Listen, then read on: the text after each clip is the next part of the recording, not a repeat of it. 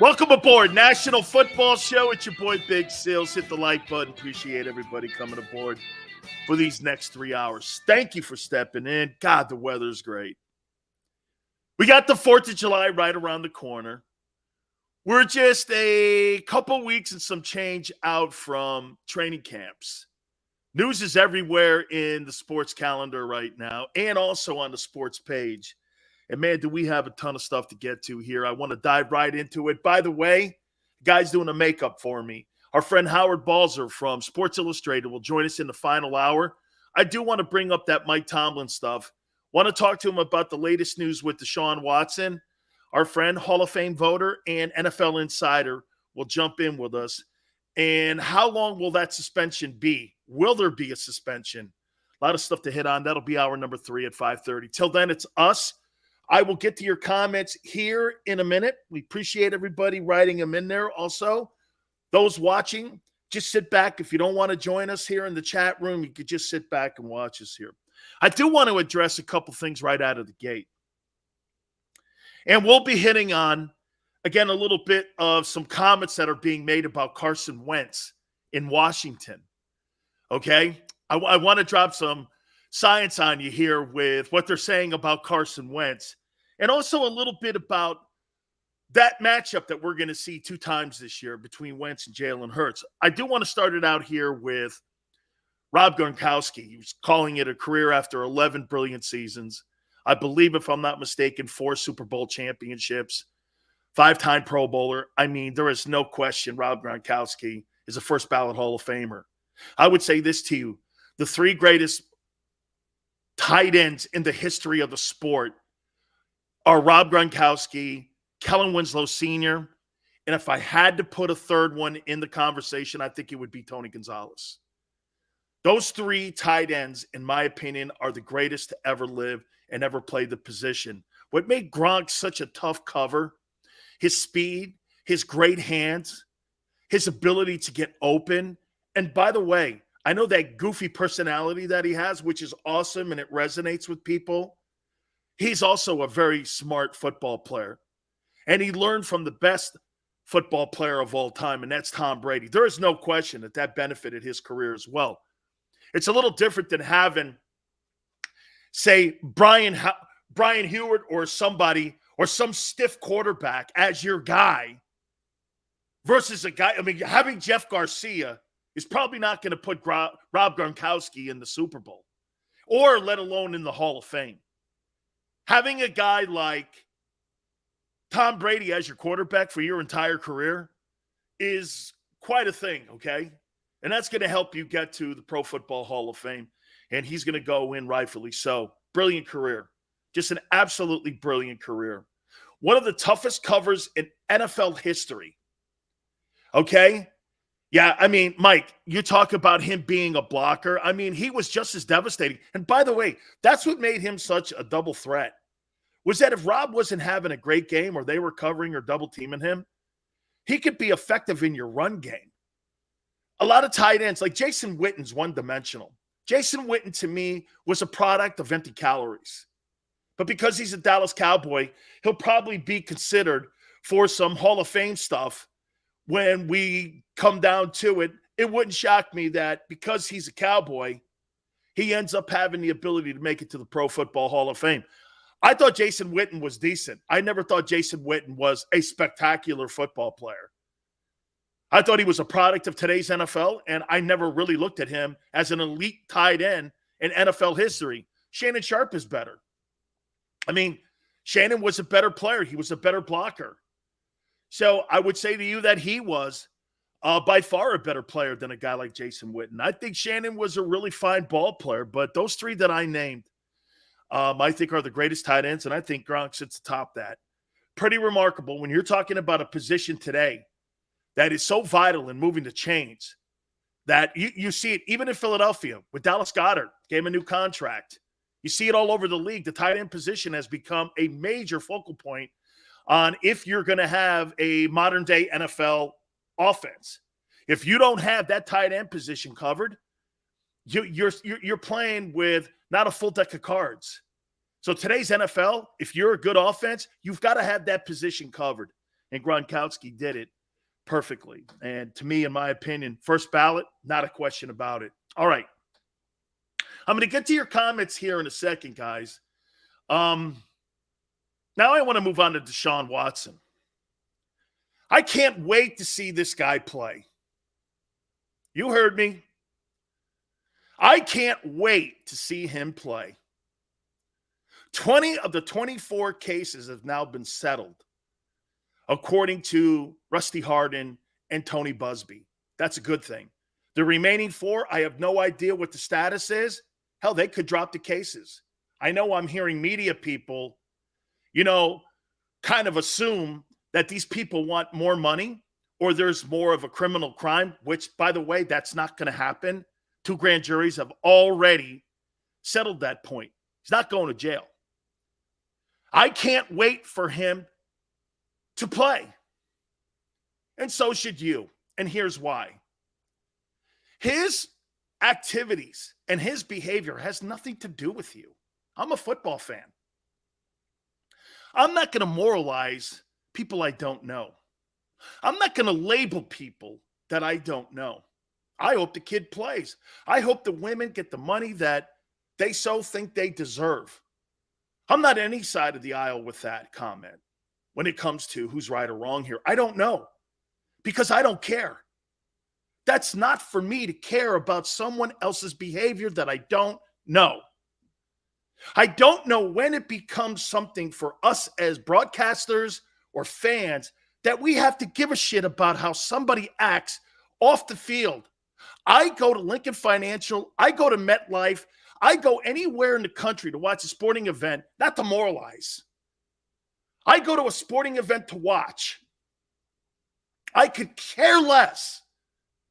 Has nothing to do with me. Zero. But we are this today. We're judge and jury of a person on whether or not he's a good guy or not. Are you under the assumption that everybody you root for or everybody you elect or everybody that you go to the movies to see all have shining resumes and are all good people and have not effed up? There's only one guy I know that I get on my hands and knees for, that I know that's only one guy, and he's the Almighty. Everybody else is flaws. I understand this. When Tiger Woods got in trouble years ago, and the United States media and the world media went after Tiger because he wasn't a good husband. Really? Okay, he wasn't a good husband. How many people are watching us right now or listening to me right now that know people that aren't good fathers? A lot. I don't moralize Tiger because he was a bad husband. I don't give a shit. It's not my concern.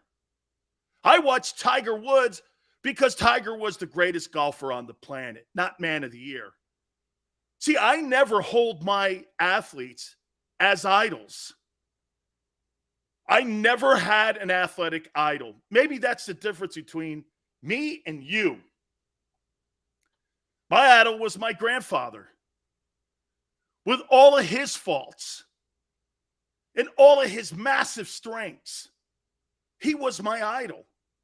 Fisherman, fireman, grandfather, supported me, was with me. I was his shadow. I loved the man.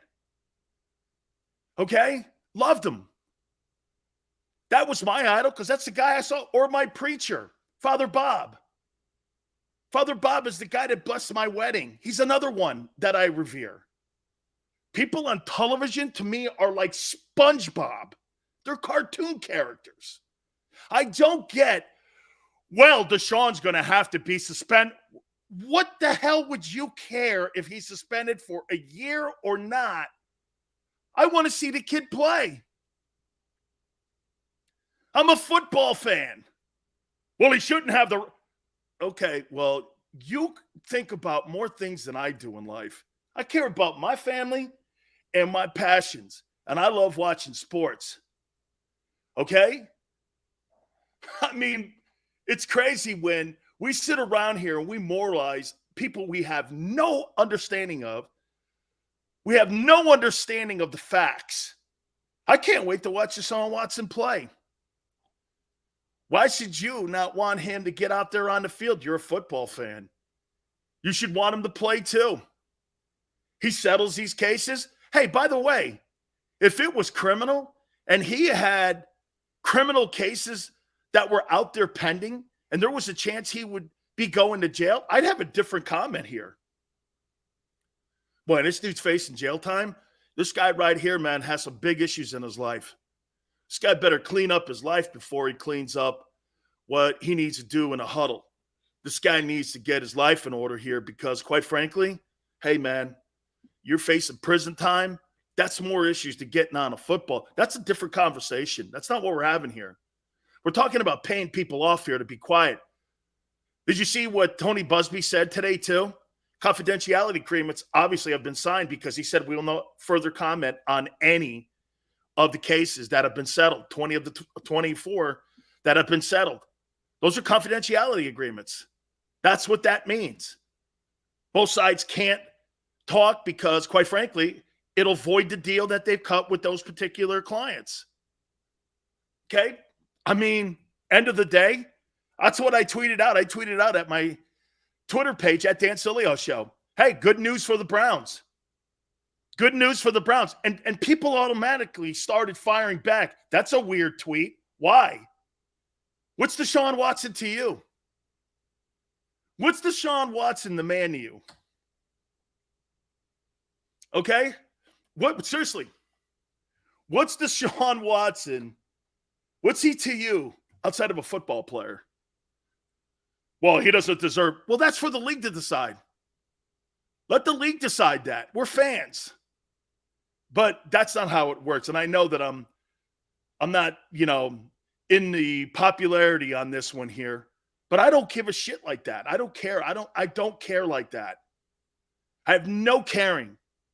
Like, do you see that Brooks Koepka has left the PGA? Great. I root for him. Congratulations. Who in their right mind wouldn't take $100 million? But because the PGA is all butthurt in the fact that they never paid the caddies, they never paid the players, they were independent contractors. They got caught with their pants down because it's horribly run. And now they're all of a sudden coming out as of this morning saying, hey, guess what? We may start paying some players to stay. Oh, really? This LIV Golf is going to destroy the PGA Tour. Good for them. Good for them. You know, how many years have we lived with the golf tournaments where Tiger Woods was the centerpiece and everybody else was kind of like the second story? Right? If you're Brooks Koepka, you're Phil Mickelson, or you're some of these other guys, every time Tiger's at an event, and by the way, he didn't play a ton of PGA events. He played the majors and handpicked events that he had something to do with. Wasn't like he was out there going through tournaments that nobody watches. Nobody watches the PGA Tour except a bunch of rich white guys. Nobody watches it. But when you got Tiger, it's different. And they rode Tiger's back the entire time, keeping everybody else in the second seat. So this LIV Golf comes along. They start throwing oodles of money at them. They take it. Did you not think they wouldn't? I'm rooting for the guys. I am so rooting for them, man. I love it. I love the fact that these guys have absolutely kicked the shit out of the PGA. And then what you got is you got a bunch of broadcasters all hurting. Really, it's jealousy. This comes down to jealousy. These guys are getting stroked $100 million checks. Get this. The PGA Tour didn't even pay your expenses when you went to events. They put you up in shady hotels. This LIV Golf is paying all expenses, everything, and their caddies. And now the PGA, they don't pay anybody. Now they're going to have to start paying if they want to keep their players because, in my opinion, this thing is going to keep going with all the exodus of the players when people start getting stroked $50 to $100 million checks just to be on that tour. The Saudi Arabian government is right now the third biggest trader with America. with goods and services, they're the third biggest trader. Okay? We do business every day with them. Yes, in light of the New York Times reporter who was murdered. Got it. 9/11. Got it. We're still doing business with them.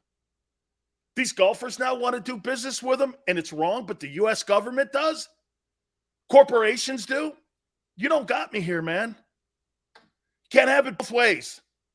You can't shit on people for grabbing a bag of money when you still do business with people who murdered over 3,500 people in New York City, also the Pentagon, also in that field in Pennsylvania. You can't clean your souls off Phil Mickelson's back or Brooks Koepka's back.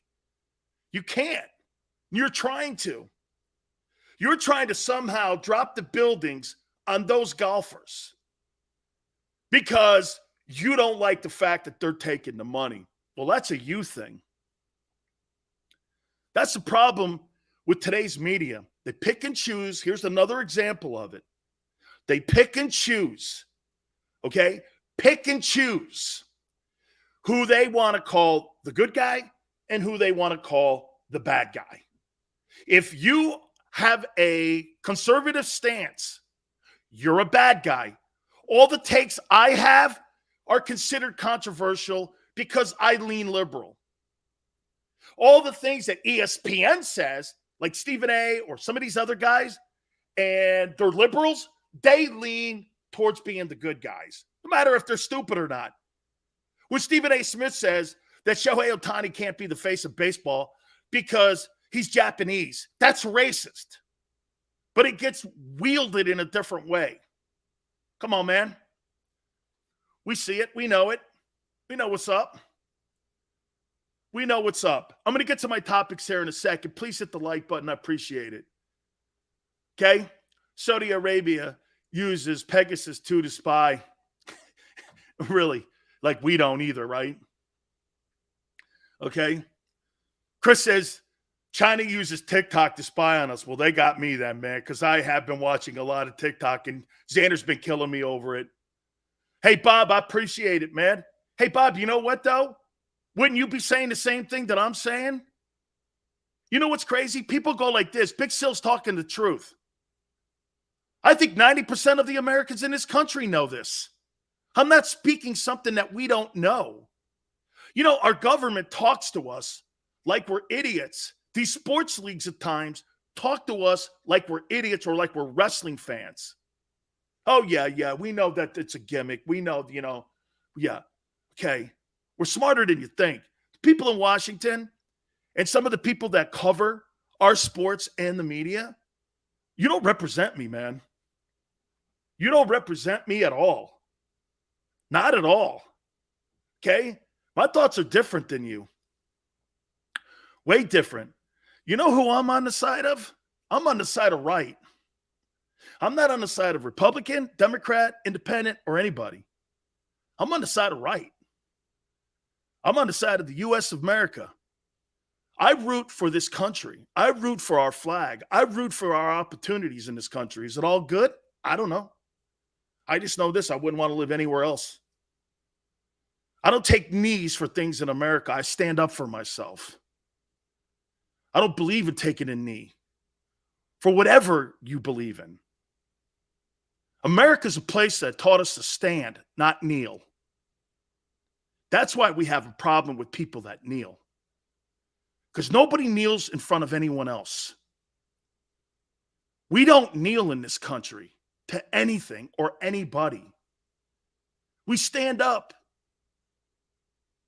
That's what our country represents to me. It's always represented that with me. Ever since I was a little kid, I'm not kneeling for anything. Nothing. I'm an American. Americans don't kneel. It's why we root for the champion boxer, the baseball champion. Xander said something interesting to me because the guys on Sports Take today were talking about the greatest football players since 2000 in Philly. And he said something interesting. You know what it was? He loves Nick Foles. Loves Nick Foles. You know why? Nick Foles did something that was not common. He was a Super Bowl MVP. He was a backup quarterback, which gave him the story of being an underdog. And he led a team to one of the greatest championships in Philadelphia sports history, if not the greatest. You could make the argument that the 2017 Super Bowl championship is the greatest championship in Philly history ever. Broad Street Bullies, the 80 Phillies, 83 Sixers, 67 Sixers. It's the greatest. And that guy ran through the tape. And that guy will be revered forever. And he beat Brady. Okay? That's American. Nick Foles is the greatest example of an American. Underdog, not supposed to be there. Going against somebody that you have no chance of winning against and taking them down. It's a storybook that you could make a movie on. Who's Nick Foles? He gets a chance to play. Then he goes in and wins the Super Bowl. And, on the way out the door too, he's given a Super Bowl MVP. I don't know about you, man. It's got to be the greatest moment in Philly sports history. Okay? Got to be. Beat the GOAT. That's right, William.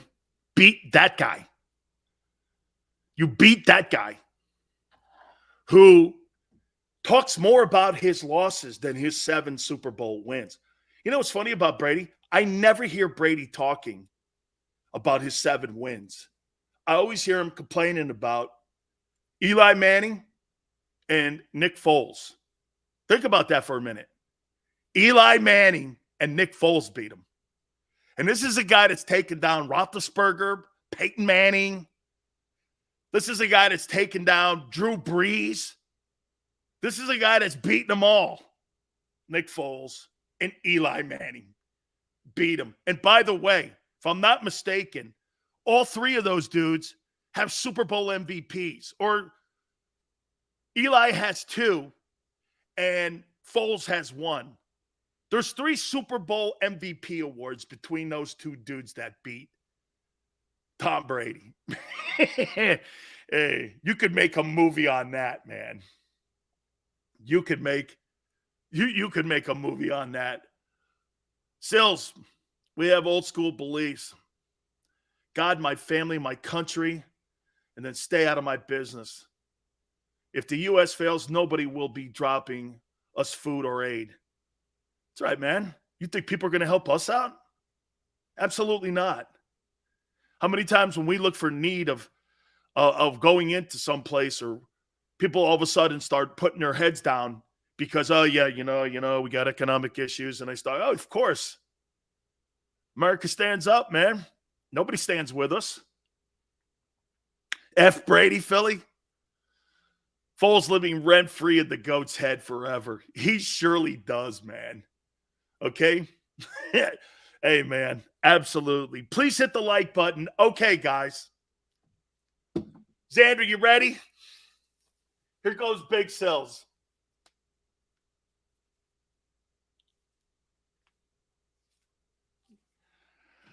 So do you guys know who Ken Zampese is? Do you know who Ken Zampese is? He is the offensive coordinator of the Washington Commanders. And here are the comments that he made today. Kenneth, easy. Here are the comments that he made today about Carson Wentz. Let me get my glasses because I want to be accurate here. That's what we do.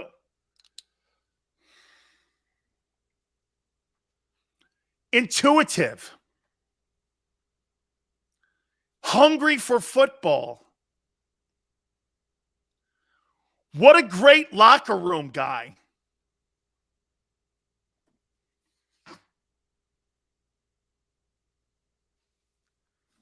asking all the right questions. Players gravitating to him. We love him.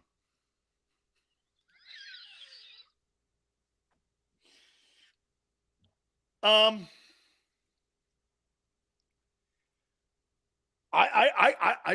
don't know who the hell they're talking about. I had to look it up. They're talking about Carson Wentz. Rashad, hang on. The rebirth of Carson Wentz is underway. Oh my God. Ken Zampese. Intuitive. Hungry for the game.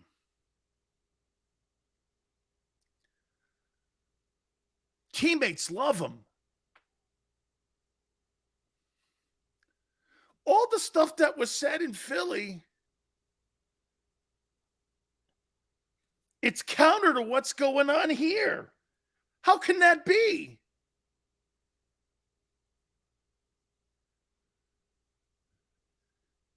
What's going on here? Can Carson Wentz be reborn in Washington and we finally see the guy we thought we saw in 17 when he was 11-2 before he left with injuries? Rashad said they must be talking about Wentz's clone. Seth says that Ken Zampese smoking dope. William goes, I think he's saying about a baptism here. Have they submerged Wentz in water? Lower expectations. Yeah, okay, Sills. Just wait for that shoe to drop. Wait a minute. Don't you think a player can reinvent himself? Michael Vick did. Wow. Man.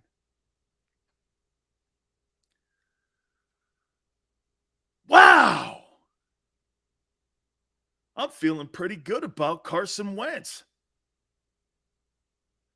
Kenneth. That's a really good. Kenneth, he's perfect for Washington. He's built for a damaged locker room. Smile says Washington's had some really bad quarterback play last year. Wentz looks legit compared to that crap.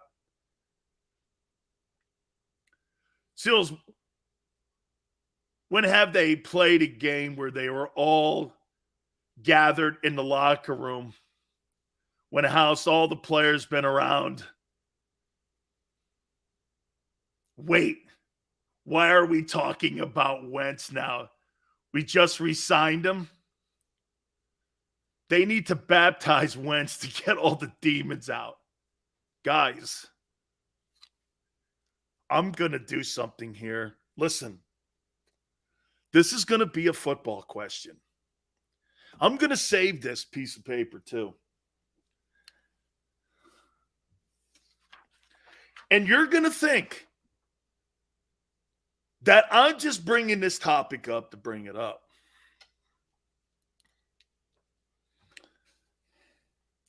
Here's the topic that goes with what I just said.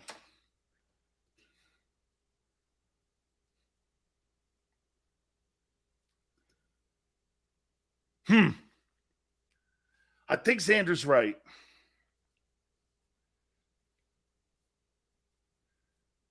It's a topic with Wentz and Hurts. So I think I should probably do it on the other side here. Yeah. It's a good call because I'm going to need more than just a few minutes to do this. Intuitive. Leader. We love him. Teammates love him.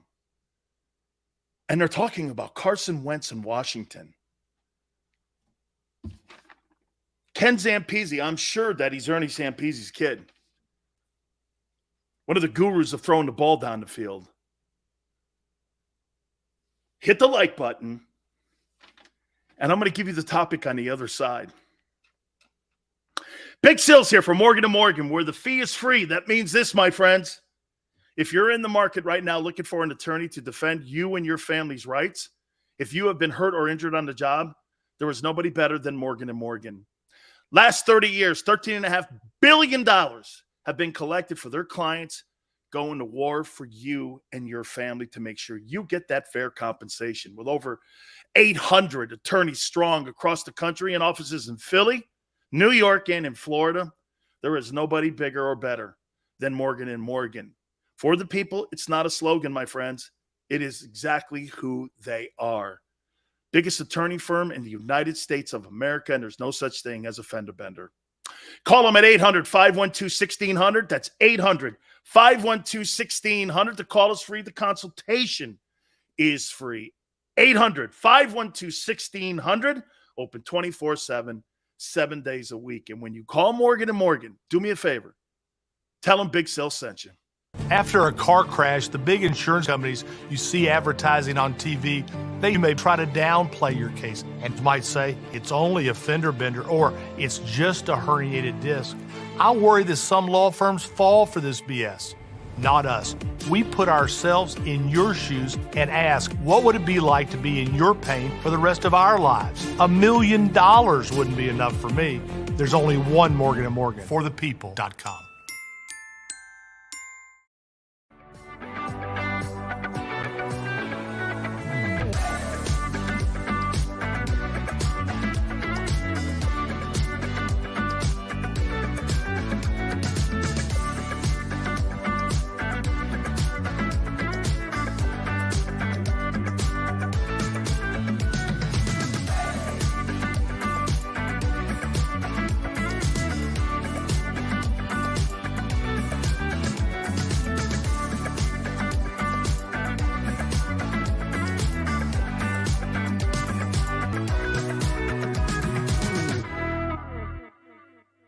News at 11 with Rick Williams. It's the team you trust to bring it all together. The stories that impact your community, a sports roundup for the locals, and the AccuWeather forecast you depend on. Action News at 11 with Rick Williams. All right, did you know I was the mommy slam dunk champion? Really? Yes, really. Don't sound so surprised. Let's see it. Oh, you're ready. All right, here we go. Let's hear the crowd. So go to right, go to left. Fake 'em out. Mama, go up, up, up. She did it. Again? You can't avoid gravity, but United Healthcare can help you avoid financial surprises by helping you compare costs and doctor quality ratings. United Healthcare. Uh-huh.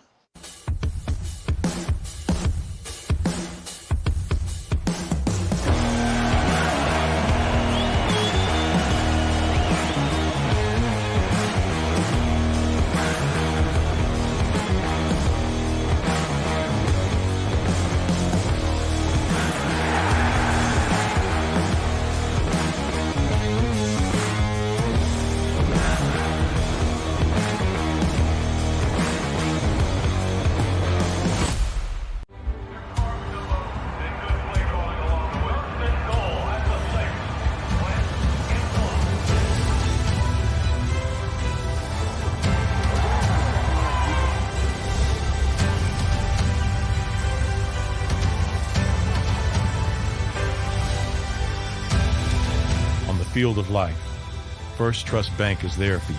Champions on 3. 1, 2, 3. Because Philadelphia dreams deserve a Philadelphia bank. Go for the midnight dares. Go for the game. Go for the hits. Go for the fans. Go for the win. Go to Ocean Casino Resort. Book your trip at theoceanac.com.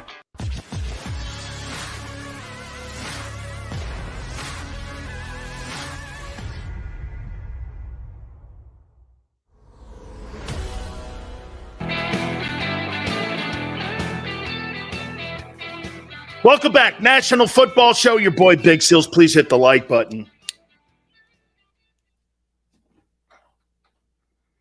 Next 3 years, before we get into the topic, okay, and me resetting it. The next couple of years here, let me ask you a question here about A.J. Brown.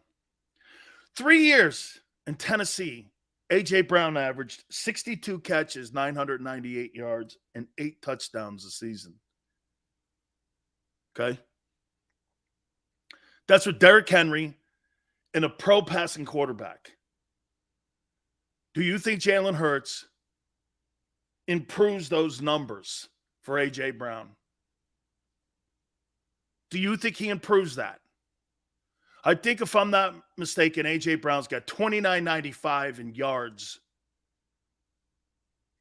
in 3 years in Tennessee. You think Jalen improves those numbers? Yes. So you obviously think that Jalen's a better quarterback than Tannehill? He's not. What would make you think that? Ryan Tannehill was the number 1 seed in the AFC last year without Derrick Henry and without A.J. Brown. What gave you that idea? You're dreaming. You're hoping, as everyone else is. He's better. Where? Tannehill has actually been to AFC championship games. You're out of your mind.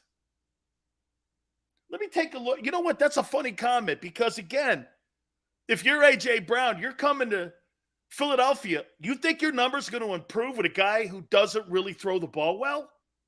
Okay. Again, I think it's wishful thinking.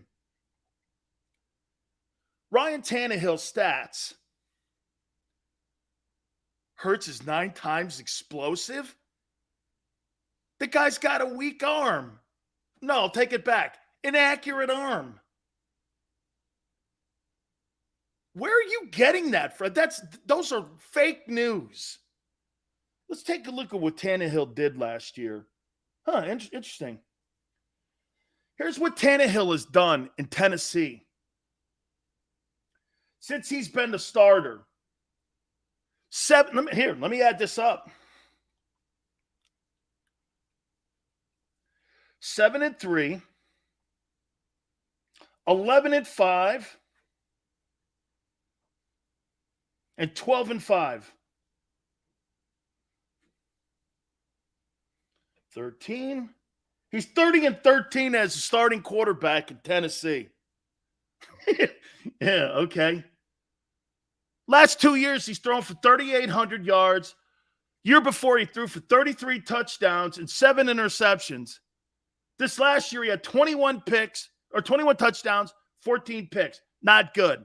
67% completion percentage. And his record is 72-59 as a starting quarterback in the NFL.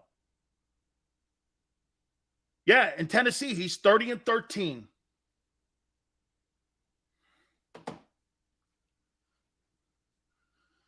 Sills, if he can get back and just deal with, listen, last year was basically his first year as a rookie quarterback.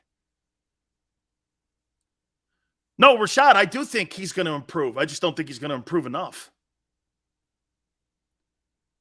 I'd like to be positive about Hurts. Okay, that's fair. That's fair, William. It's June 21st. I'm not going to kill you on that. That's okay.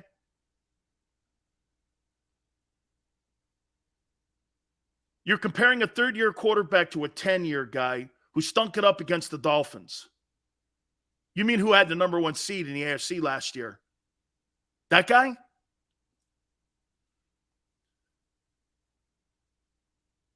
Hurts only played 1 year. What's Tannehill's first-year stats? Good call. He was in a shitty organization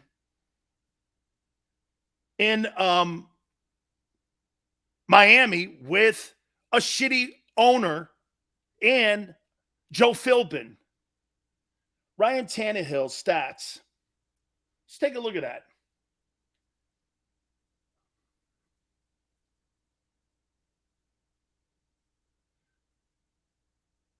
threw for 3,200 yards, 58 quarterback percentage.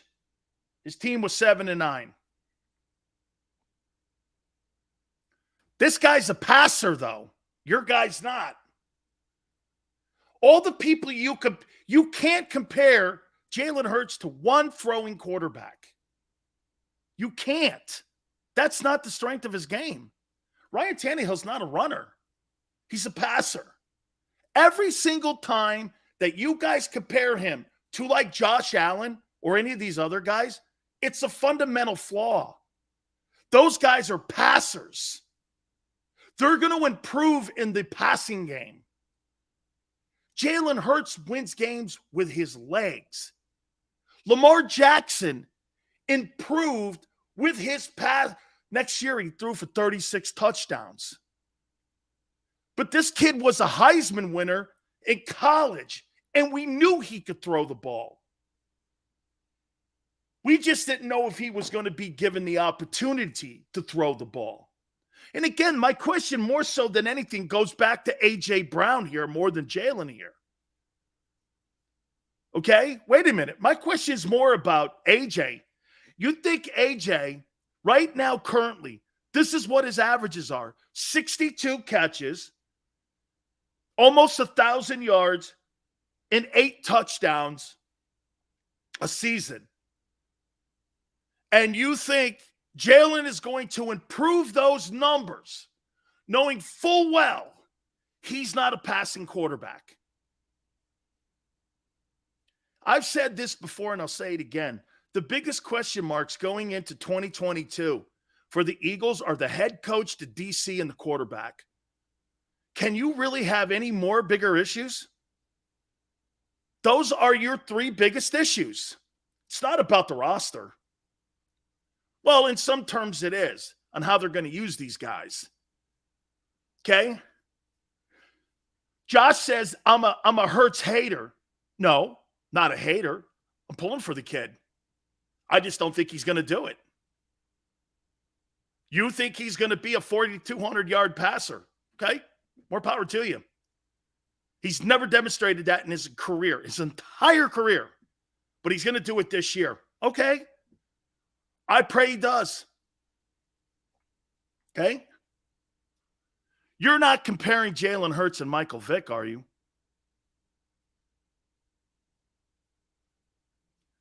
Tannehill's a bum. How can a bum lead a team to the number 1 seed in last year's powerful AFC? How can he be a bum, Flex? Derrick Henry didn't play for 9 games. AJ missed 5. He missed parts of 5 ball games. How did he do it? You guys call a guy in Minnesota a bum who's thrown 6 times in his 10 years for 4,000 yards a bum. What's your guy? Okay. Again, your fundamental flaw, Steven, is you're talking about one of the most prolific passers of all time in Aaron Rodgers versus Jalen, who's not an accurate quarterback. It's a flaw. That's not a comparison. You're talking about passing quarterbacks. Your guy's not a passing quarterback. Case closed. Yeah, Steven says 1 year. Wait a second. He's been a running quarterback since Alabama. That's not true. Again, this question goes to AJ more so than anything. Look at the division. Joseph, let's do this to show what an idiot Joseph is. Watch this. He says, look at their division. Tennessee Titans record 2021. Tennessee Titans record 2021. Okay.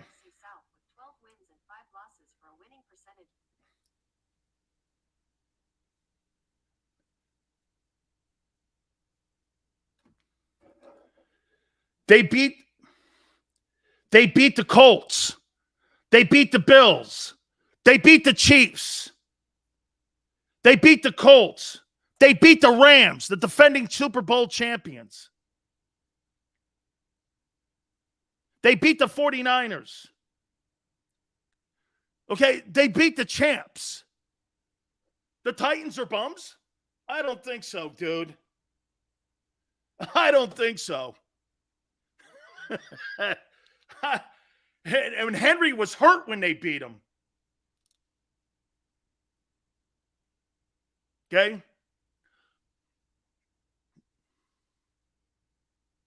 So let me get over here.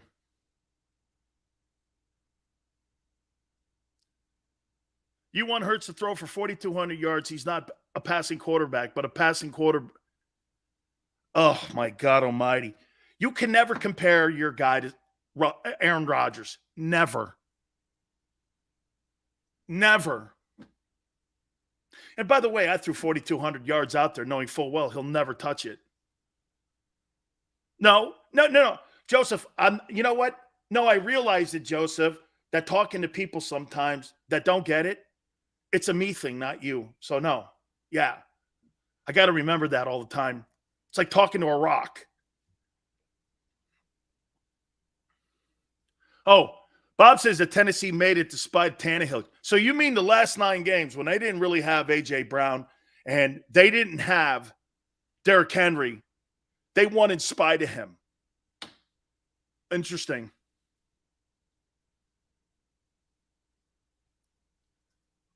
Chris says it. Hurts is a slightly better quarterback than he was in college. Chris, that's my whole point about Jalen's improvement. He's going to improve, but slightly. He's not going to have Josh Allen leaps and bounds or Patrick Mahomes leaps and bounds because he's not a prototypical NFL passer. He'll never be. He's never been in his career. Can you think of a running quarterback like a Tommy Frazier? He's a better version of Tommy Frazier, who was at Nebraska back in the day. Can you tell me a running quarterback in college who won games as a running quarterback or those RPO things that went on to win a Super Bowl?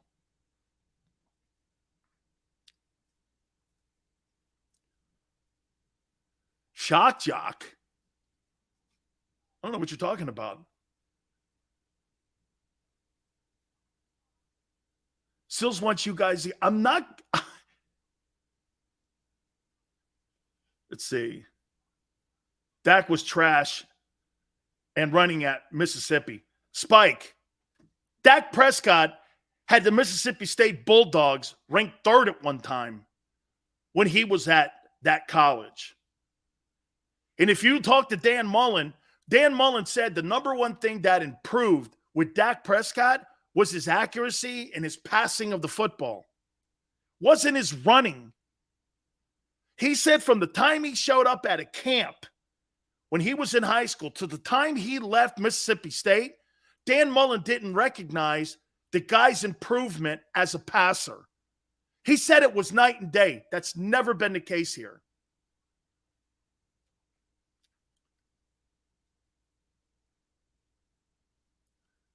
Remember Dr. Shock? No, you'll have to give me a good one.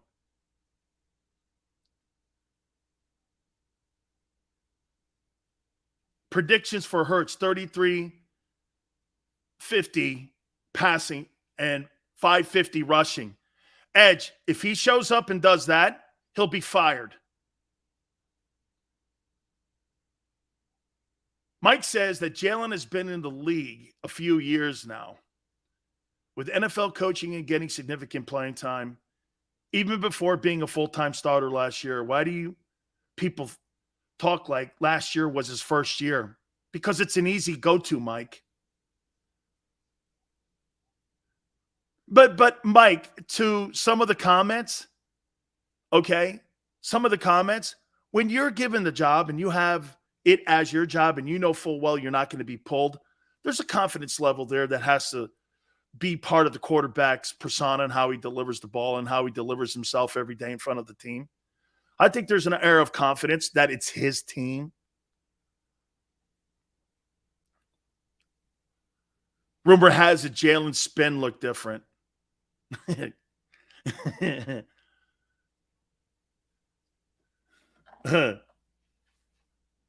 Right? So A.J. Brown, again, circling back.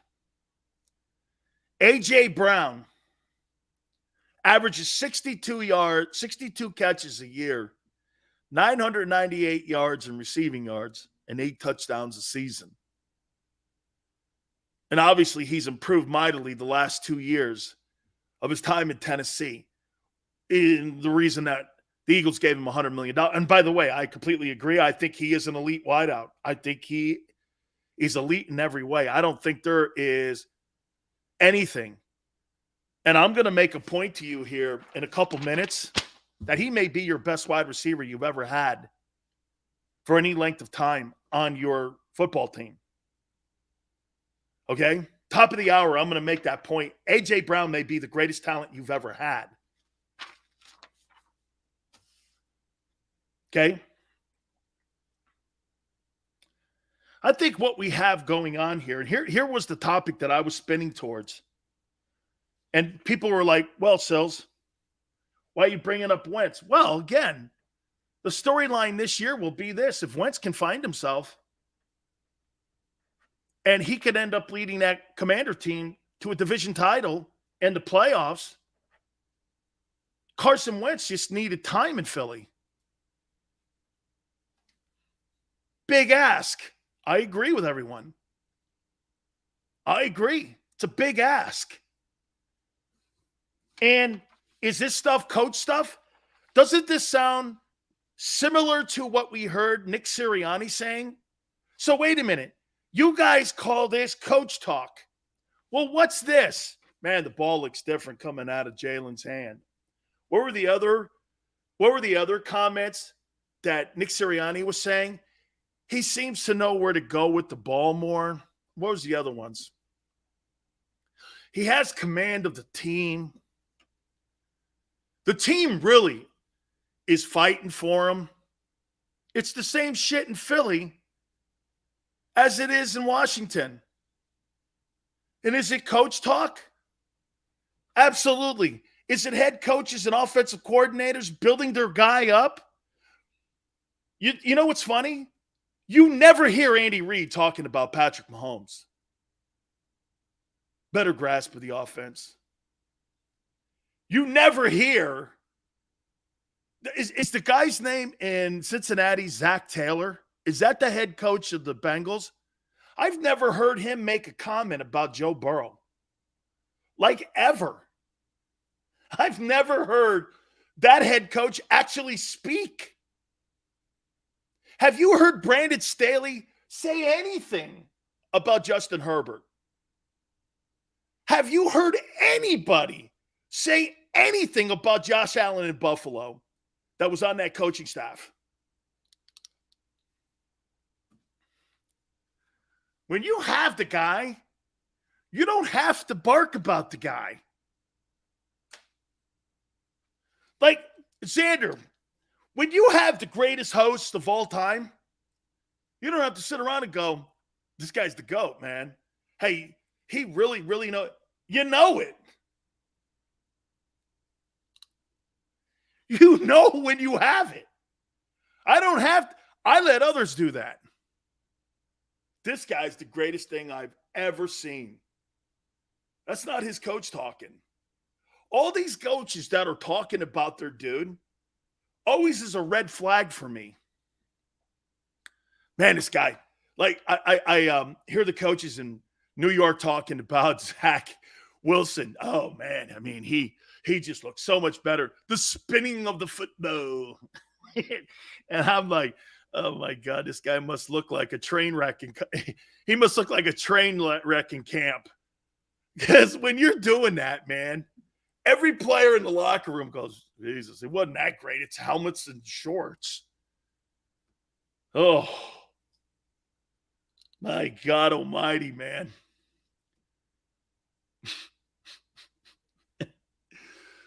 Bills weren't sure they had their man until recently. Kenneth, not debating that, but he was a passer. He wasn't a runner. Okay? He ran because he didn't have the fundamentals to develop that great arm of his. Now that he was around Brian Daboll, when he was up there as the OC, and Ken Dorsey, who's still up there, those guys realize this guy's a passer. Bob goes like this. Look, see, was not effective. Hey, Bob, who won the AFC last year? Who won the AFC going into the playoffs? Look at Bob throwing those nothing stats at you. Exactly what Xander's talking about. I don't give a shit about stats. I care about people handling and putting up wins.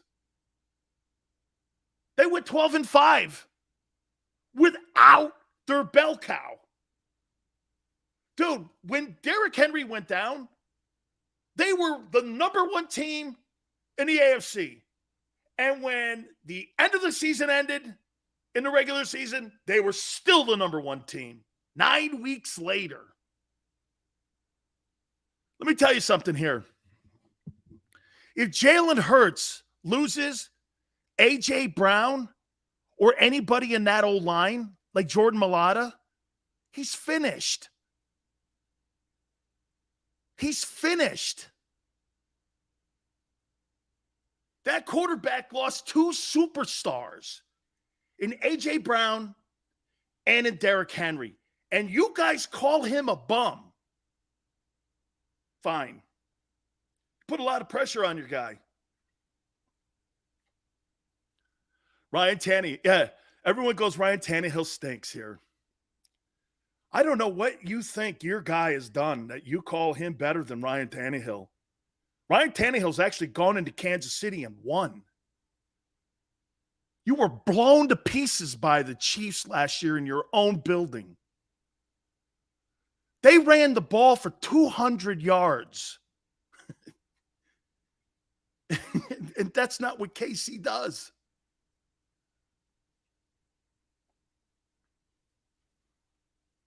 He's never had a 400-yard pass. You've had one 4,000-yard passer in Eagle history. Go sit down.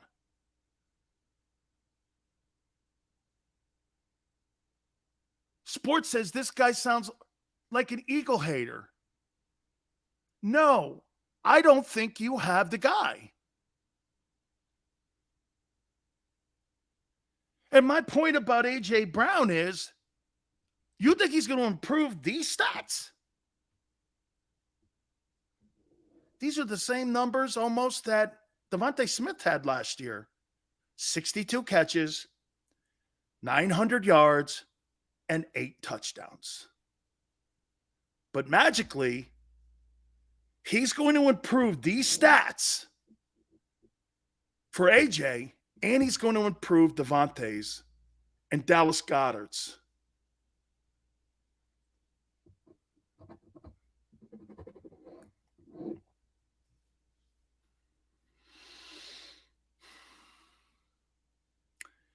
Hey, sports, I think you're going to get to the NFC Championship game with this guy. As long as he doesn't turn it over, do stupid things. I think what they did last year, if they improve 15% because the NFC sucks so bad, it's not that big of a reach to say that. But I don't think you can beat the Rams, and I don't think that you can beat the 49ers, and I don't think you can beat the Buccaneers or the Packers. Those teams are the elite teams in the NFC. You're not better than those teams. Case closed. Not even close.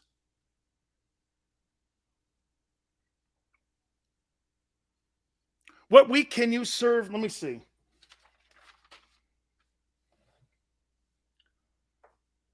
I'll tell you, I'll give you something here, Spike. I'll eat some crow if you beat the Vikings. Better yet, let me do this here for you. Spike, I'm going to be fair here. Let's do the games before the bye. Lions, Vikings, Washington, Jags, Cards, Cowboys at the link. That's 6. I say I say you're 3-3 going into the bye. If you're better than 3-3, I'll eat some crow. Is that fair? I say you're 3-3.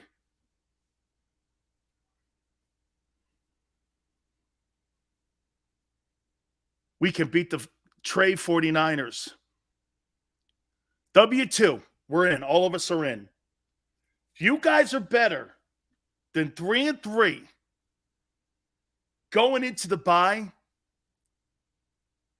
it's on tape now. Okay? It's on tape. Hell, I don't even need to throw that other topic out because we had a good discussion here. Hey, I do want to do one thing, though. I do want to do one thing before we take a timeout. I swear on my kid, and I really do, and I mean this. I pray I'm wrong. I'm not kidding. I'm not one of the hosts, or I don't do a show where I root for someone's failure. I'm not doing that, okay? But in my heart of hearts, I don't think he can do it.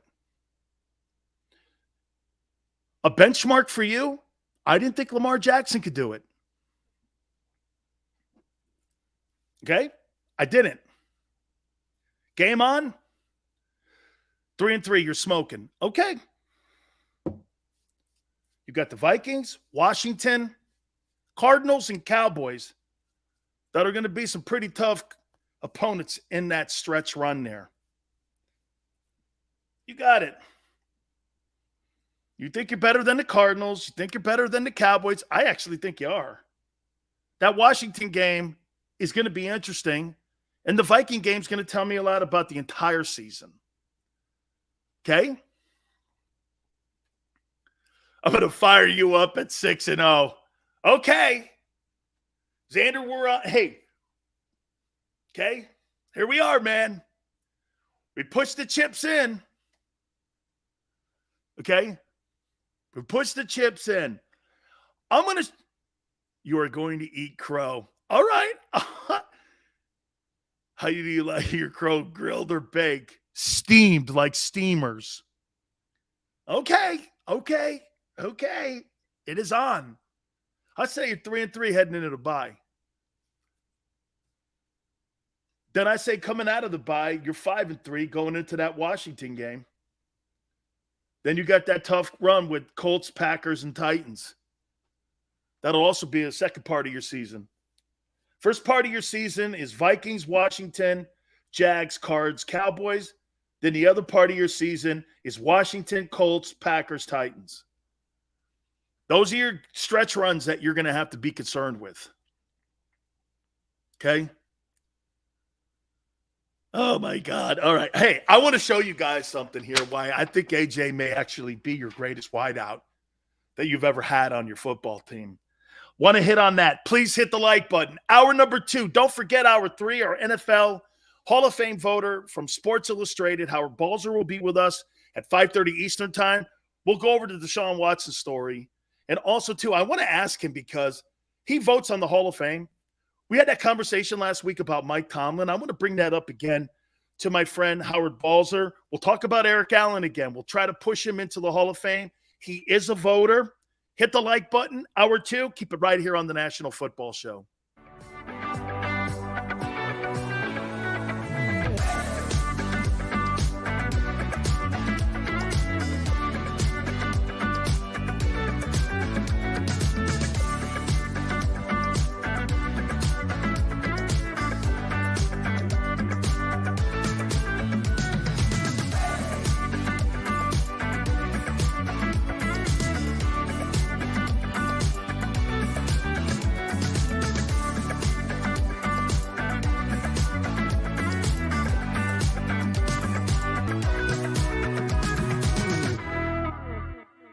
Action News at 11 with Rick Williams.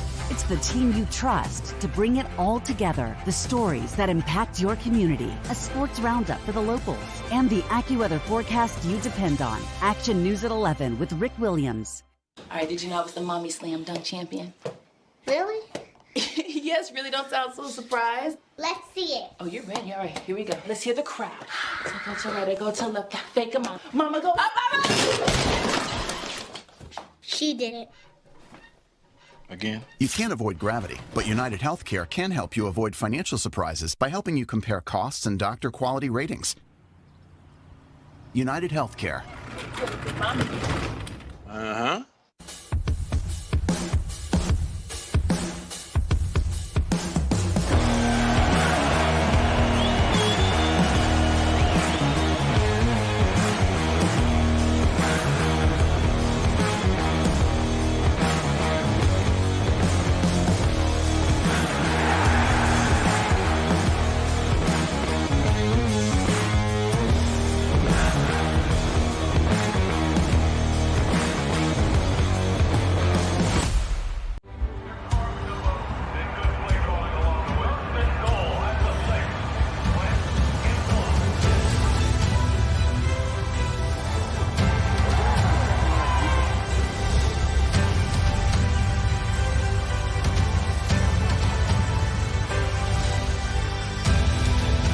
Field of life, First Trust Bank is there for you.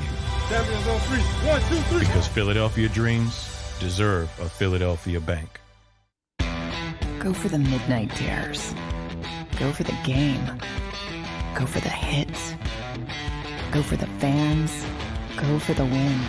Go to Ocean Casino Resort. Book your trip at theoceanac.com.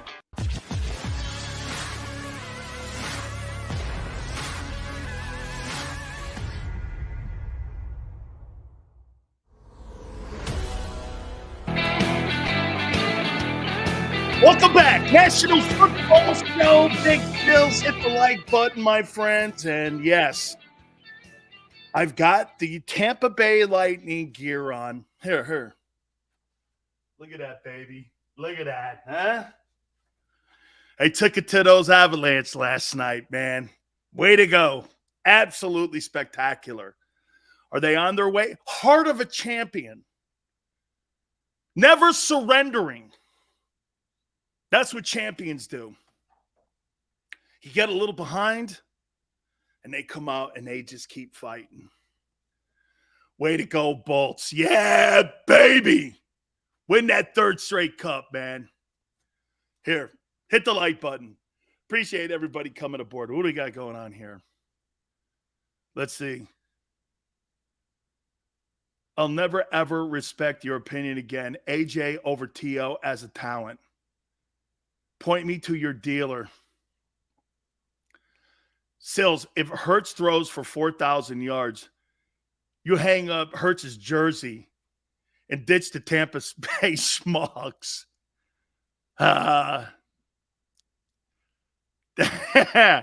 Tampa jersey, really?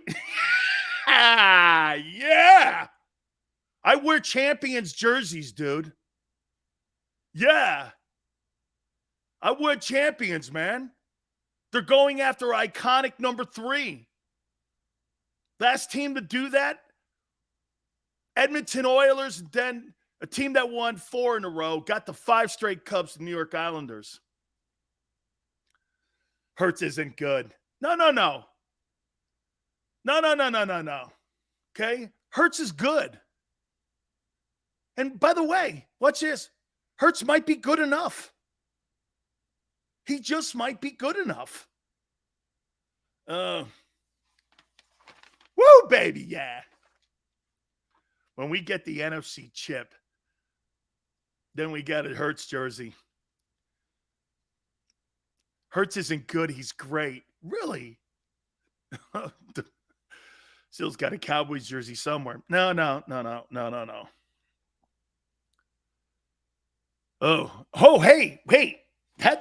That was going to be one of my topics, but I thought better of it. So who do you think has better passing numbers this coming season? Carson Wentz or Jalen Hurts? Who do you think has better passing numbers? Last year it wasn't close. It was Carson Wentz by a ton. Who do you think has better numbers this year? Okay.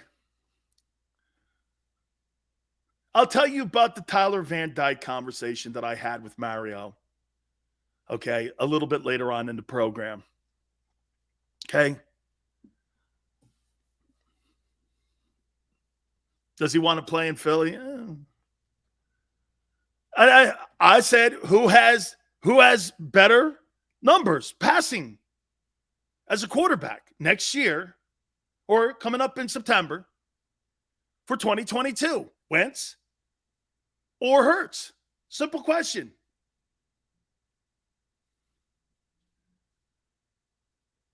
Tell me. He had good numbers but doesn't win. Well, he won 9 ball games last year in the tougher AFC. I think he actually beat winning teams last year. Oh, wait, don't flex. You're changing it on me. Who has better passing numbers? Hurts by a lot. Do you think Hurts by a lot has more passing numbers than Carson Wentz?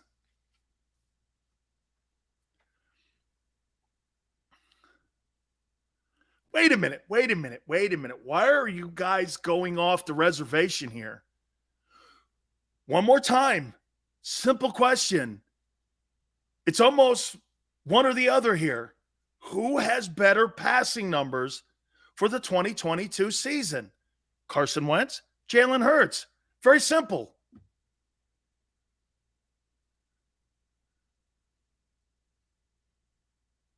Pick 6 says Wentz will have better passing numbers. He's a better thrower of the ball. That's it.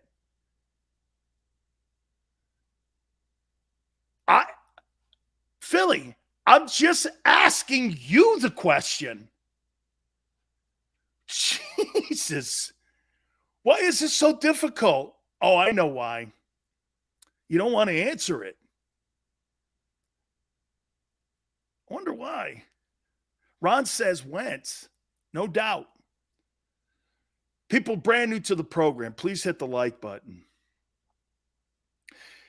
William, in those critical moments where Wentz hits the bed is the issue. I didn't ask you that. I'm asking you. Tim goes, I love the glasses. They make you look smart. Don't let them fool you, Tim. Look at Ty. Carson is trash, period. That's not what I asked you. Nobody will answer it. Who has better passing numbers for the 2022 season? Carson Wentz or Jalen Hurts? Flex says that's like asking who's going to have more playoff wins, Rodgers or Brady this year. We know the answer. We do?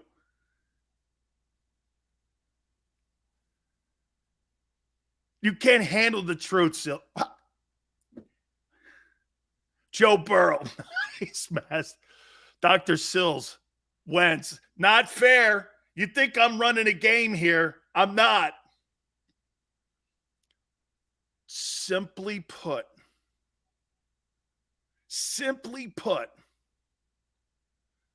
who has better offensive passing numbers in 2022, Carson Wentz or Jalen Hurts? Look at what they're saying about him. Intuitive. Wentz has a hunger for the game. Teammates love him. Maybe he's reinventing himself. You guys aren't rooting for that? Why wouldn't you be rooting for a guy? Joe, you guys cannot answer the question. Wentz, there you go. Gregory says, Dan, this is a tough question. Hurts has better O-line, but Wentz is better passer. I say Wentz. Seals, we go 4-2. You got to wear a Hurts jersey. Okay. Listen, man. Hey, it's on. We made a bet here. I'll get you guys at 3-3 heading into the bye. If you're better than that record, 3-3 heading into the bye, okay, I'll eat crow and I'll put a Wentz jersey on. Or excuse me, a Hurts jersey. I totally will.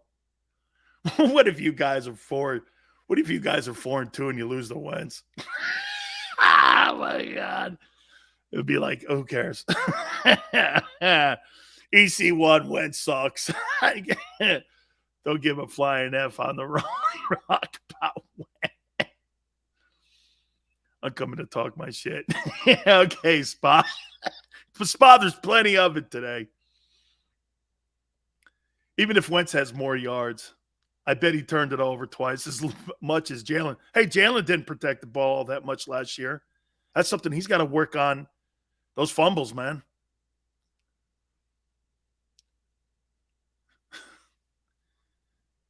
Wentz will beat out Jalen at least by 600 yards. God. Throw the wagon on. Rather be 4-2 and lose to Washington or 3-3 and beat Washington. I'd rather be 4-2. Okay? Nobody cares about who you lose or win. They only care about records. If you're 4-2, you're 4-2. And you're leading your division most likely. And you're one of the elite teams in the NFC if you're 4-2 heading into that bye. I don't give a shit about any of that stuff. The Dougie Bowl or the Carson Wentz Bowl. All kidding aside. Okay? All kidding aside. You want to be 4-2, man, heading into that thing. Oh.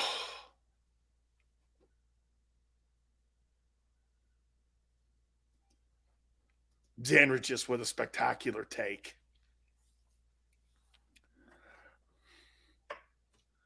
Howie Roseman's holy hell would be this. If Doug beats him and Wentz beats him. Oh, my God. and Jalen shits the bed.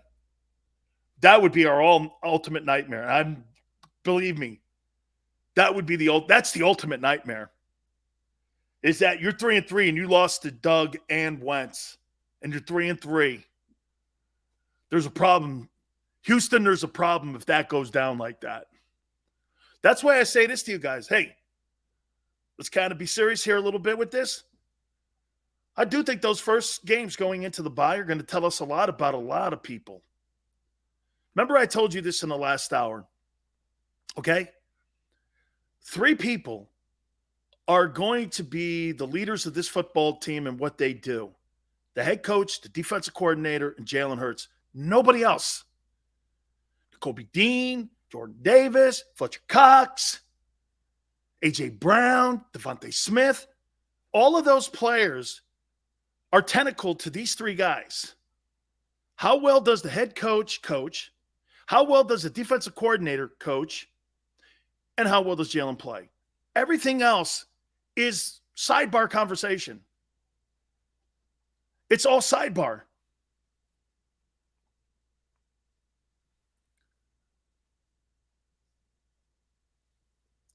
Wait, what are you wearing? I'm wearing a Champions jersey, Jeremiah. A Champions jersey that was given to me by the Lightning. That's what I was wearing and what I am wearing. Marina, Eagles split with Dallas and Washington. Eagles go 11-6. Washington 10-7. Washington 10-7. Dallas 10-7 or 9-8. Could that happen in the NFC East? Yes.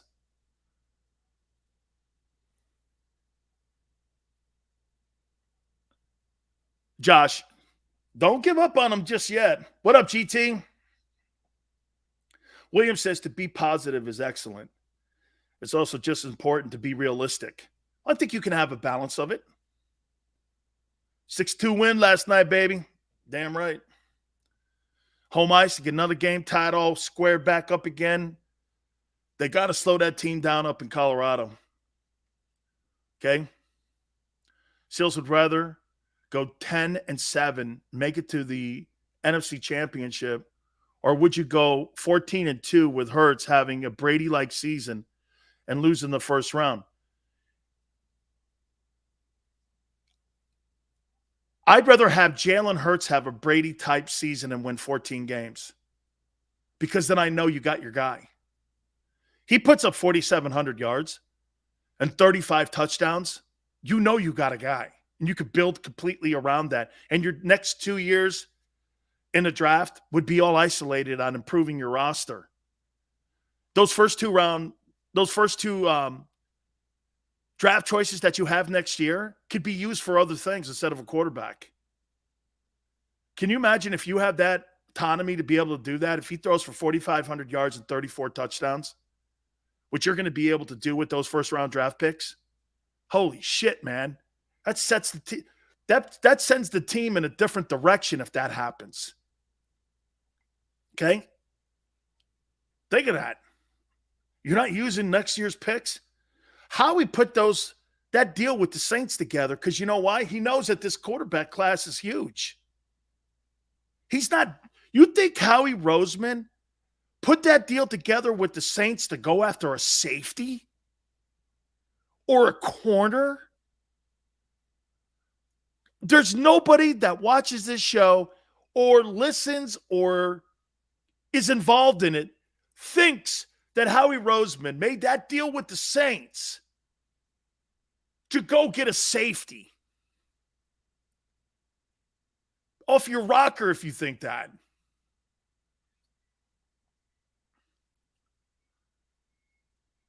Why these ridiculous numbers? He said a Brady season, dude. That's a Brady season. Donald, hey, Sills, what are you smoking? That's for the Joe Rogan show. Pick six, facts. Rather have Hurts ball out than team success this year. Pick six. That's what they said in Buffalo. They know they have 10 years with Josh Allen right now. That's why Bean, the general manager, was asked the question during OTAs. Is this a do or die year for the Bills? He's like, no. We're right now in a marathon. This is just part of the marathon here. Okay? This is part of the marathon. That team's not in a sprint because their window is open for the next 5 years because of the quarterback. Same thing in Kansas City. Maybe even in Los Angeles with Justin Herbert. Okay? You don't win this year, but you have your quarterback position solidified. The biggest thing that you have every year in Philadelphia that you've been going, okay, since 2017, 17, 18, 19, 20, 21, for the last 6 years, the biggest question mark in Philadelphia is quarterback. 6 years. That's why when you guys start talking about, well, hey, 6 years this conversation's gone on. It's never been addressed. I guarantee you when you were going into the 2017 season, quarterback was not on the priority list when it came to talking about your team. It was more of this. You think he wins the MVP this year? Here's how that conversation has changed. You think we got the guy? In 17, you were talking whether or not your quarterback was going to be the MVP of the league. Today, we're talking whether or not the guy's the guy. Again, though, Kenneth, Josh Allen's a passer. Your boy's not a passer. Your boy's not a passer. That's not who he is. He's got to somehow improve a part of his game that he's never relied on. Those other guys that you compare him to were passers. They've improved in the passing game. Okay? He's got to have leaps and bounds.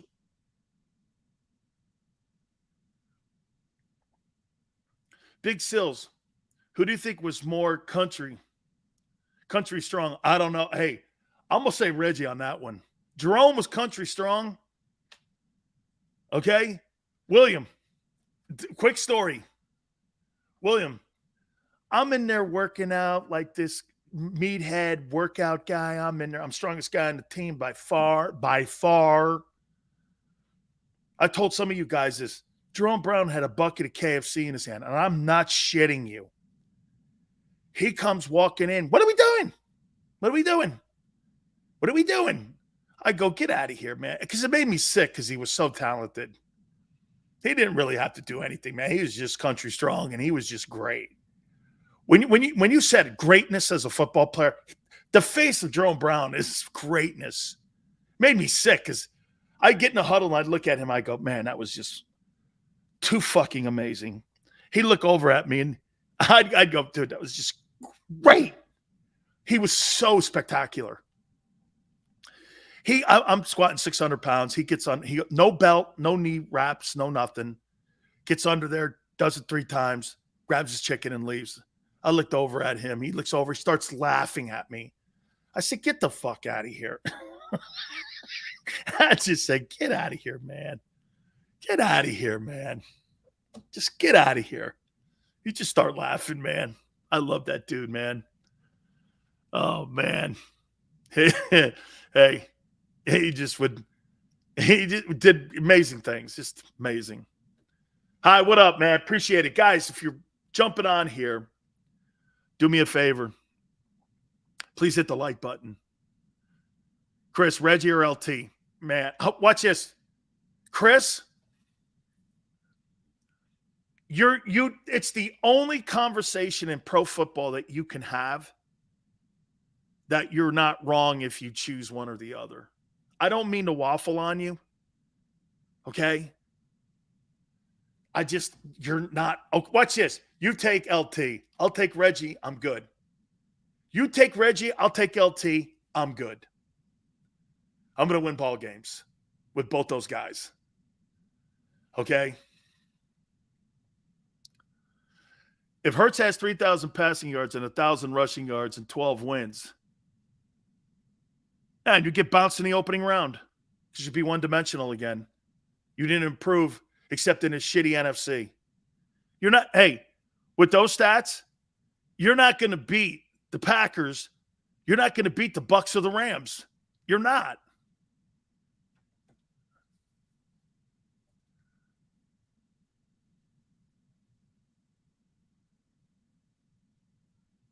Who's number 3, Sills? Donald?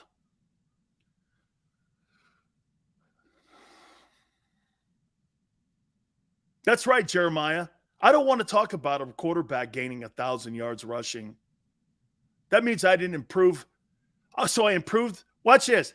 He says 3,000. That means he would have had 100 yards less in passing and 100 yards more in rushing. You improved your running game, not your passing game. And you paid $100 million for a wideout. That's not improving. That's not improving. Okay? It's not. It's not improving. All right, hang on. I saw somebody go, so you guys think that T.O. is the greatest wide receiver that you've had since 2000, right? Right? Yeah, and he got bounced in the playoffs, Davey. That year, he also led the NFL with 36 passing touchdowns. Don't leave that off. He didn't win the MVP because he gained 1,000 yards. He won the MVP because he won 14 games, and he had 36 touchdown passes, kind of what that guy was talking about in improving in the passing game. The Ravens improved in the passing game. Everybody, there was no question mark about his rushing and his running. There was question whether or not he could be an accurate quarterback. That year, he proved it. He was unanimous MVP. Okay? I'm going to take a look at all the players that the Eagles have drafted since 2000. And I'm going to show you something about T.O. and A.J. Brown here. Okay? T.O. and A.J. Brown. I'm going to make a point to you here on that. Guys, do me a favor. Please hit the like button. Do not forget my friends at Morgan & Morgan. We're so proud to have them here, part of the program. This is where the fee is free, and if you have been hurt or injured on the job, choosing Morgan & Morgan is the most important thing that you could possibly do for your family. Like I said, hurt or injured on the job, there's nobody bigger, there's nobody better. This is a law firm that's the biggest law firm in the country. It does not look at cases like, well, that's a fender bender. This is a bigger return on investment. That's not how they look at it. For the people means something to them. and it has for 30 years. Look, when you talk about the 800 attorneys that they have across the country and offices in Philly, in New York, in Florida, like I said, everywhere in America, that's what they do for their clients. They go to battle for them. Size matters here, and you want the biggest firm in the country representing you. Call them at 800-512-1600. That's 800-512-1600. Open 24/7, 7 days a week. That's 800-512-1600. And when you call them, do me a favor, tell them Big Sil sent you. Many times when people are injured at a place of business, they don't realize they may have a case. The fact is, injuries should not happen. And most of the time when someone is injured, someone is at fault. Maybe the store manager installed a cheap, slippery floor, or there wasn't proper security. After an injury at a hotel, restaurant, store, or any place of business, it's so important to call us. Time matters, size matters. Morgan & Morgan, for the people.com.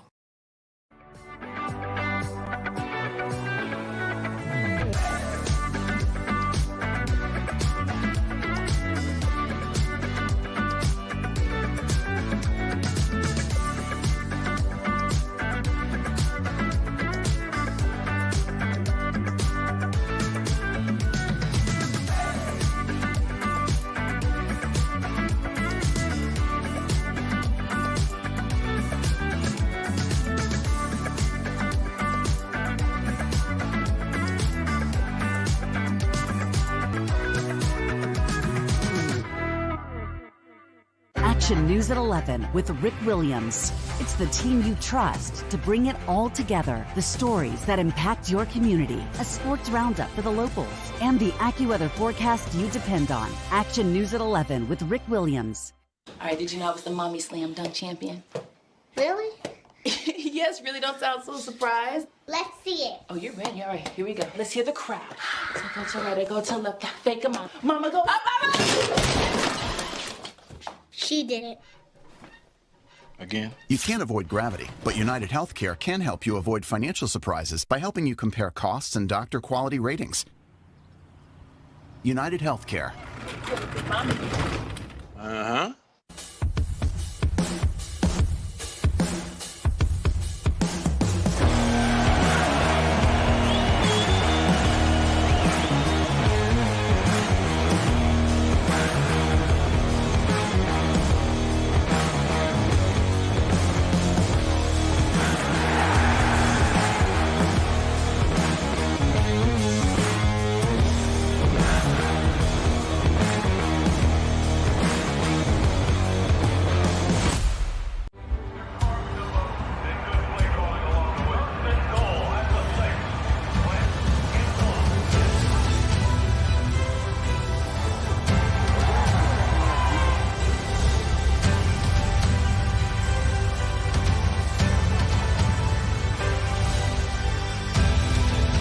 Field of life, First Trust Bank is there for you.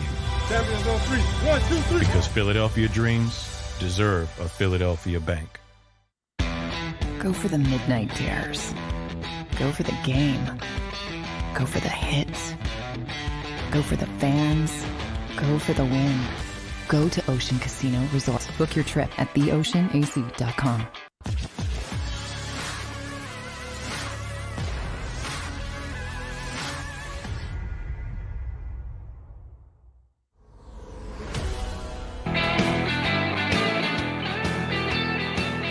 Appreciate you coming aboard National Football Show. Guys, please hit the like button. Thank you so much. Don't forget my Hall of Fame voter and insider, Howard Balzer, will be with us in hour number 3. That'll be at 5:30 Eastern time. The Eagles since 2017 are 44, 36-1. Their best offensive year they've had in points scored was the 17th season when they threw up 457 points.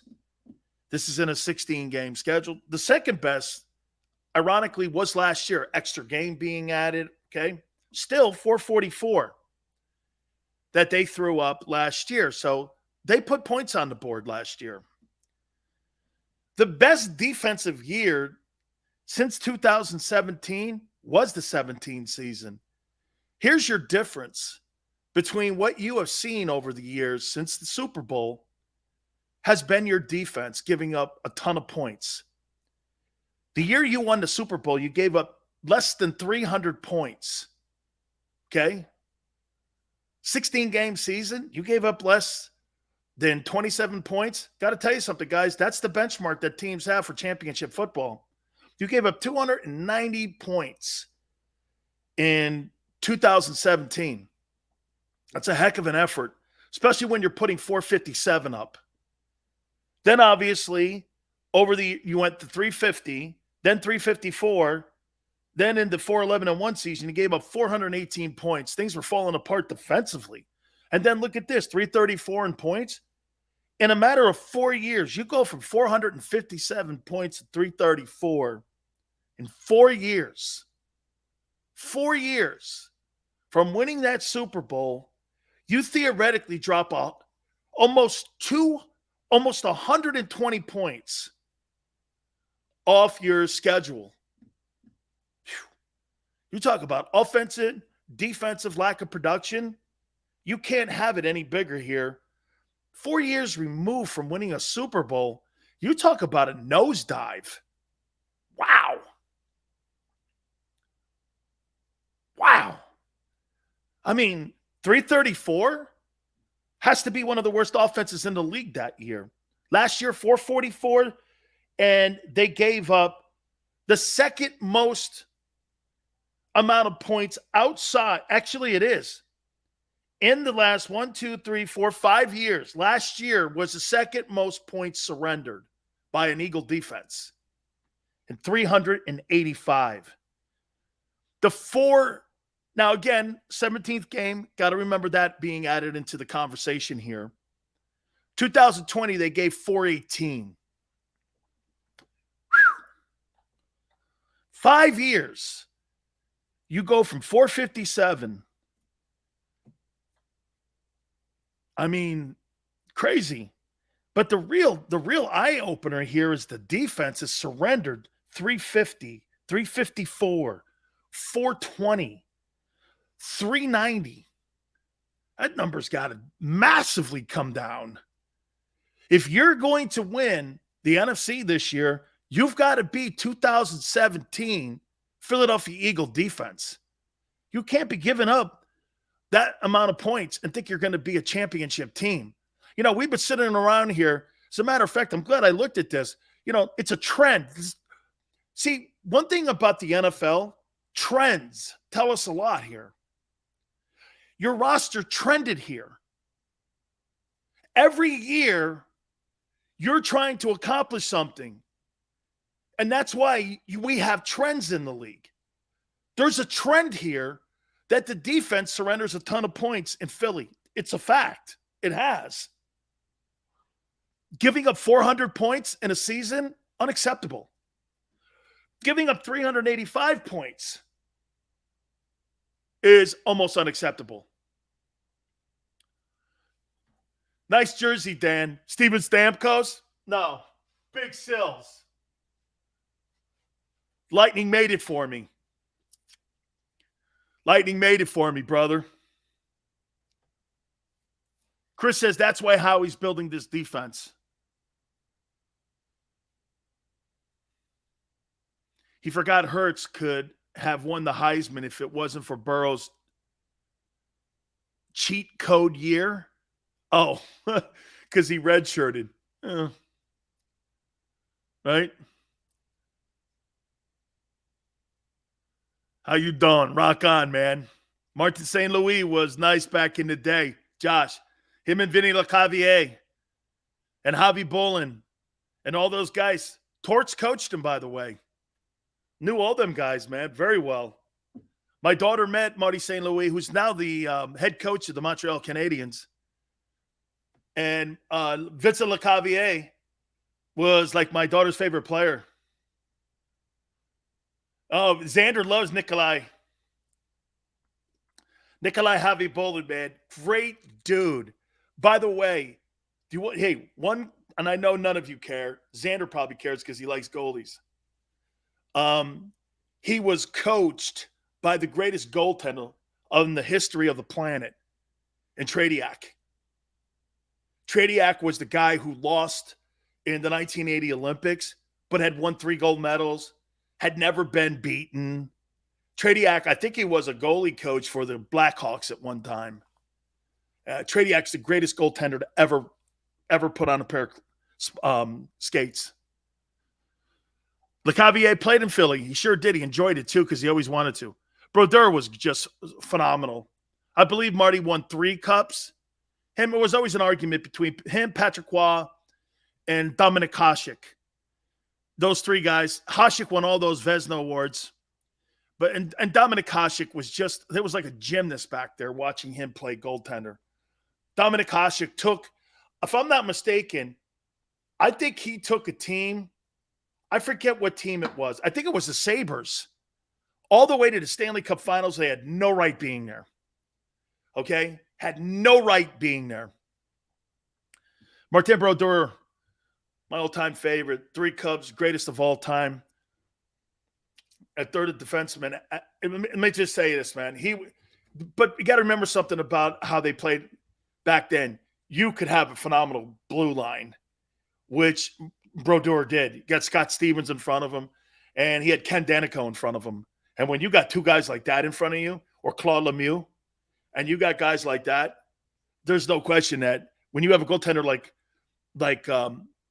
Brodeur, and then you got those 2 guys in front, and those guys didn't win those cups in New Jersey because of offensive output.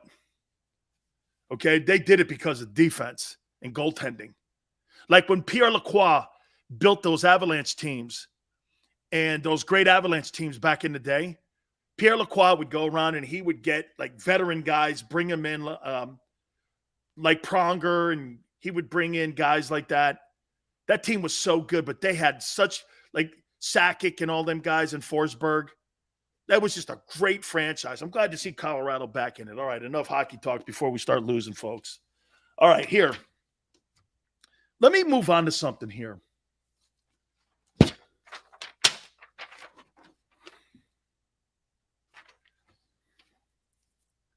Big Sills did a little homework here on your Eagles.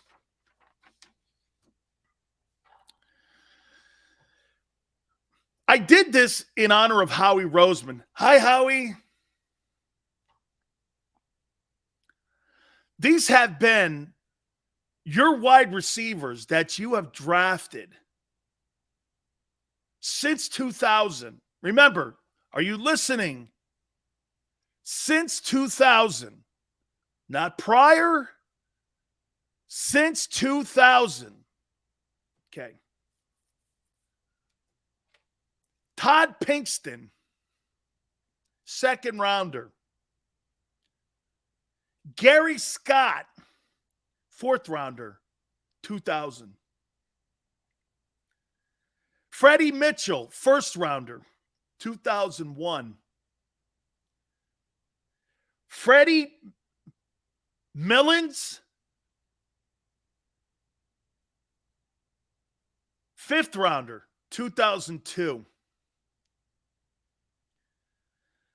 Billy McMullen, I'm assuming he's not related to our very own John McMullen. 3rd rounder, 2003. Reggie Brown, a little better here. 2nd rounder, 2005. Jason Avant, 4th rounder, 206. Deshaun Jackson, 2nd rounder, 2008. I'm going to underline that one.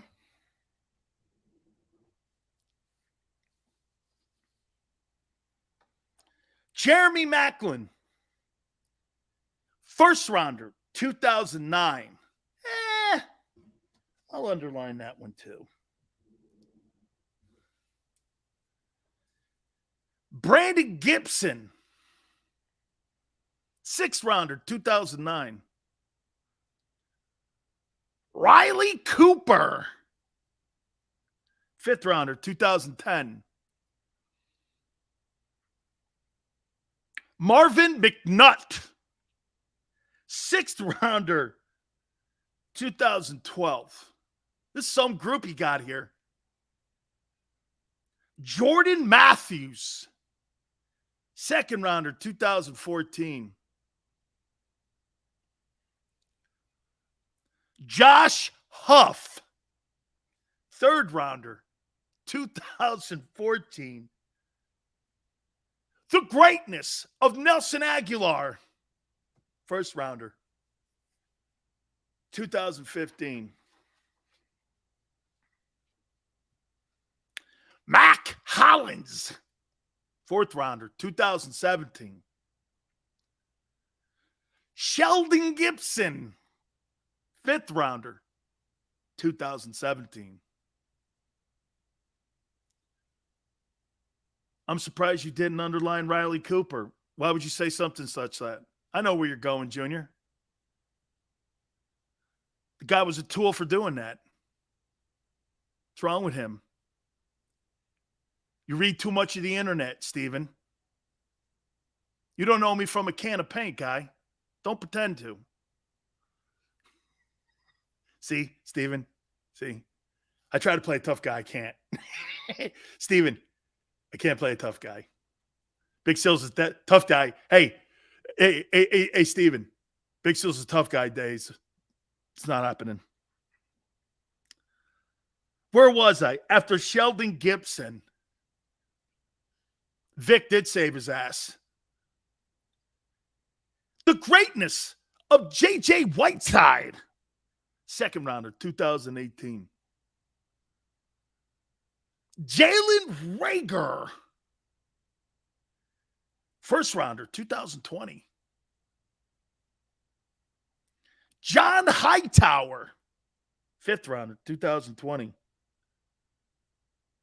Quez Watkins, sixth rounder, 2020. I actually like Quez.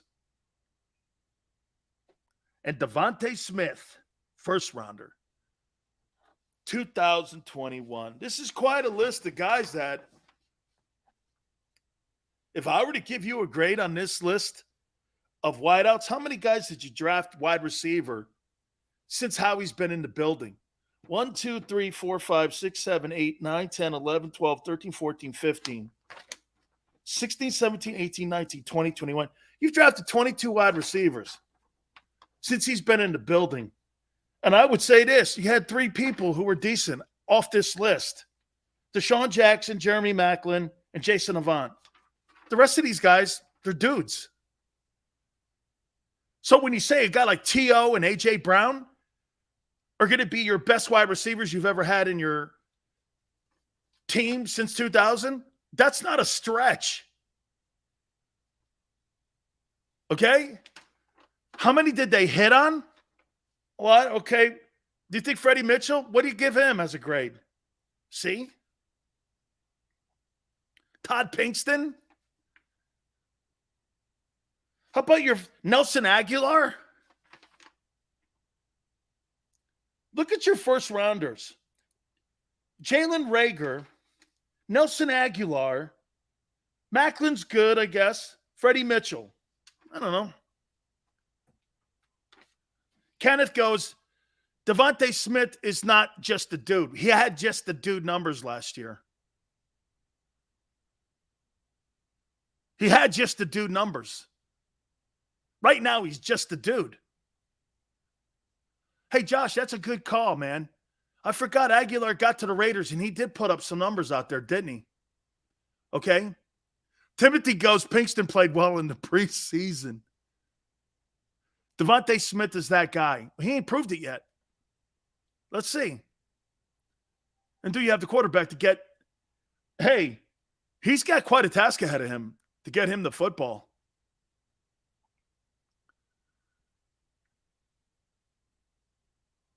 Aguilar's the only Super Bowl champ. McNabb and Vic had them regular receivers bailing. They really, I mean, I don't know. How do you think the organization has done when it came to drafting? They've done a better job in free agency, in my opinion. They've done a better job in free agency in bringing in guys like T.O. and A.J. Brown. They had to go get them because these guys are okay. Like I said, Deshaun Jackson is not, well, Deshaun Jackson to me was a very good wideout, awesome special teams, put it all together. He's a good pick. That's a good pick. Okay? One of the greatest deep threats of all time in NFL history and one of the great special teams guy of all time. And he could run routes. Not the best, but he was good. Pro Bowler at 2 different positions. And so you know, I'm a fan of Deshaun Jackson. Huge fan of him.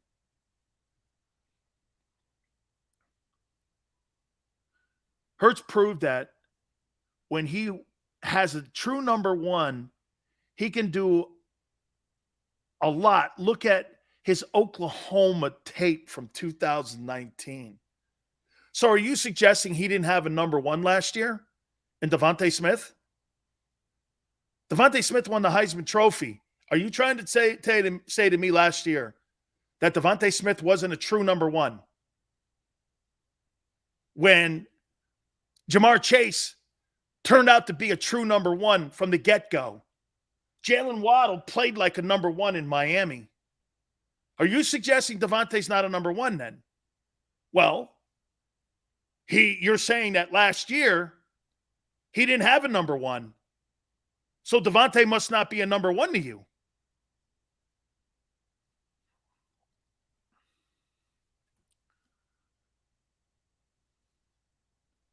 D-Jack's the greatest threat in yards per catch. Hey, William, you could make the conversation that him and Tyreek Hill are the greatest deep threats in NFL history.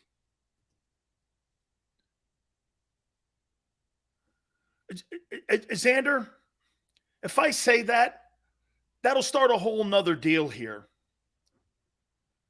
Oh, and I'll bring it up, what he said. I said this, and I'll continue to say this, and I don't mean to be repetitive for those who heard me say this. If Devontae Smith had changed places with Jamar Chase, Devontae Smith would have had 1,500 yards this year and would have had 100 catches. He would have. I have no problem saying that. My prediction is because you really rarely have 100 catch. Well, wait, you have never had 100 catch wide receiver in your team's history. That's going to be a problem. That's going to be a problem. The wide receiver position in Philly has been a problem dating back to 2000. And anytime that they've had to address trying to fill that hole, Howie or Joe Banner had to go in free agency to fix that. These are the facts. I laid it out for you. When you weren't getting the production you needed, you went and got T.O. Because of the failures of the Whitesides, of the Reagors, you had to go get A.J. Brown. You see, A.J. Brown covers the failures at wideout. I mean, look, since 2017, the Super Bowl year, Mac Hollins, Sheldon Gibson, Whiteside, Jalen Reagor, John Hightower, Quez Watkins, Devontae Smith.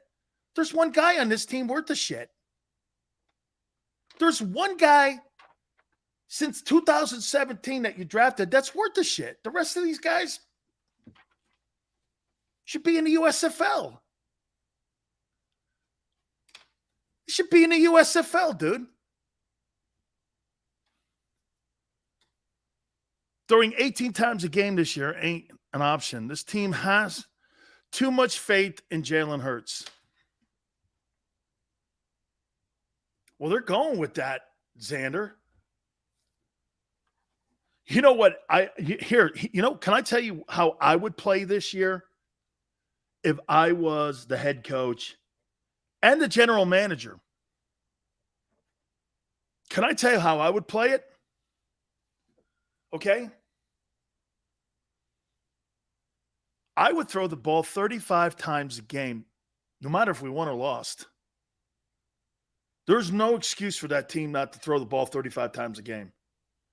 You can't have a first-round draft choice and a $100 million wideout and a guy you just gave a contract extension to, a tight end, and an offensive line, okay? And an offensive line that's rated the number 1 O-line in football by Pro Football Focus, and sit there and tell me you're going to throw the ball 18 times. That's freaking unacceptable. I would throw the ball whether he succeeded or not. Because I'm not going back to the archaic days that the Eagles have been in since 2000. You have to get this offense into today's NFL. It's not. They resorted back to 3 yards in a cloud of dust like it was old Big Ten football last year. And that's why when they got into games against winning teams, they were smashed. Giving up, what was it? 385 yards. 385 points.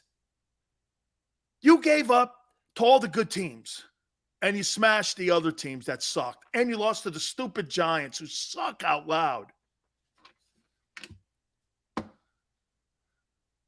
The problem has been in Philly, the wideout position and the inability to address the quarterback position since 2017.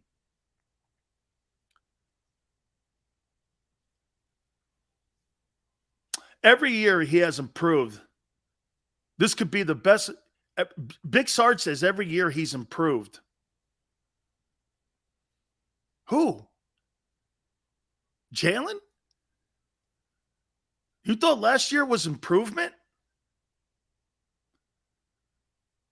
Let me tell you something. What you saw last year at the quarterback position is unbecoming of a starter in the NFL.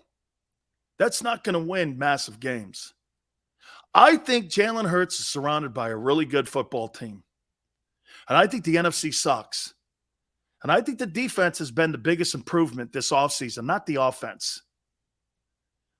Why I'm high on the Eagles is not because of your offense. You guys are high on the team because of your offense. I'm high on your team because of your defense. You added a double-digit sack guy. You got more help up the middle. You got a linebacker that can scrape the lane. You got another cornerback who was a Pro Bowler 2 years ago. You added another safety. To me, it's on the defensive side of the football that I'm more high on. I'm not as high as you guys are on that offense. I think you're going to improve, but not by a lot. And that's going to be good enough. But then you're going to get to a position where, get this, you're going to fall behind and get killed again. Xander goes, so you think Jonathan Gannon has balls? No, I do not. D-Gun has Hurts and Gannon as his 2 biggest question marks. D-Gun is right, but I add one more, Xander. Nick Sirianni, the head coach, Jonathan Gannon, and Jalen Hurts' play are the 3 biggest questions that we're going to find out about this year. The head coach, the DC, and Hurts' play. Nothing else really to look at. Okay? Because they're all intertwined. To the quarterback, to the coach, to the DC. I don't know if I could be any more clear than that.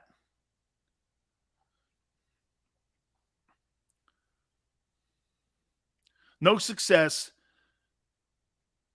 could be had when Reagor is the number 2. How do you know? Can I ask you something here about Jalen Reagor? Okay. Can I ask you something about Jalen Reagor? What if Jalen Reagor goes somewhere like Cincinnati? Let's say Jalen Reagor shows up in Los Angeles with Matthew Stafford. I want to show you something about Jalen Reagor here. Actually, I'm going to save that to the top of the hour. I have some comments on him. I want to reset everything. You guys have been great. Yes, GT. Yes. Yes, on my honor. On my honor, dude. GT asked me, do I want them to succeed? Absolutely. But GT, I only talk about what they have done. Not about the prospects of what they may do. I'm not a fortune teller. I don't fortune tell here.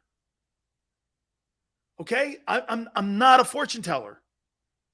I look at who you are, not what you're hoping for them to be. We all hope for success for everyone. At least I do.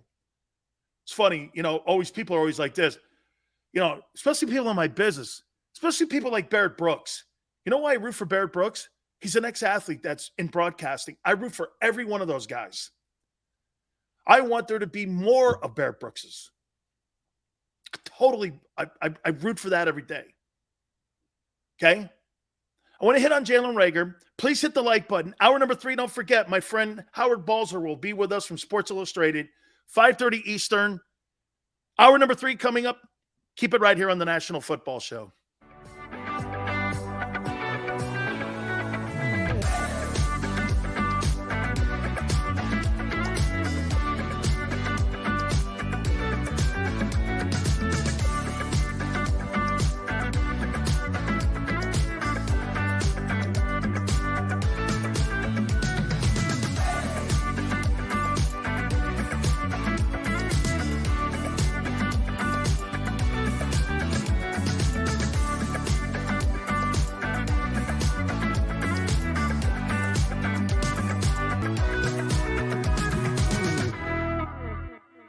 Action News at 11 with Rick Williams. It's the team you trust to bring it all together. The stories that impact your community, a sports roundup for the locals, and the AccuWeather forecast you depend on. Action News at 11 with Rick Williams.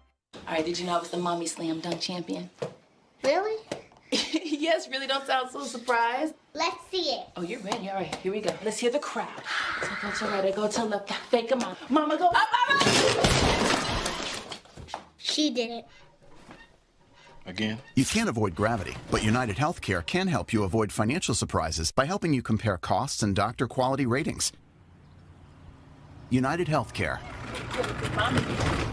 Uh-huh.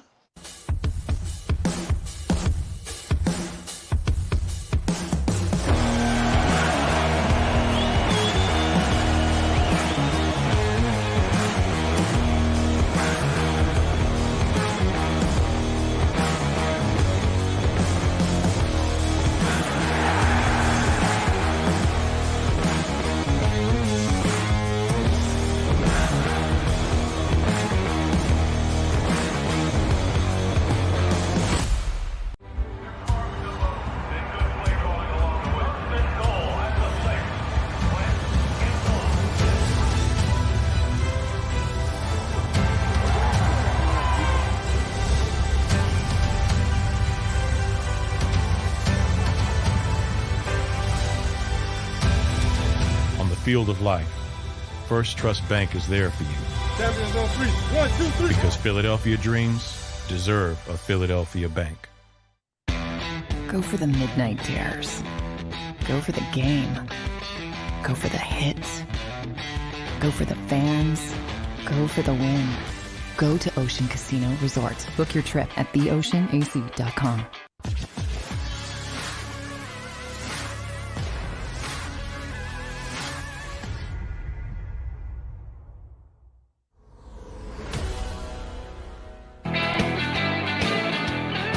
Welcome back. Hour 3 National Football Show. It's your boy, Big Phil. Please hit the like button. Thank you guys so much for coming aboard. I so appreciate it.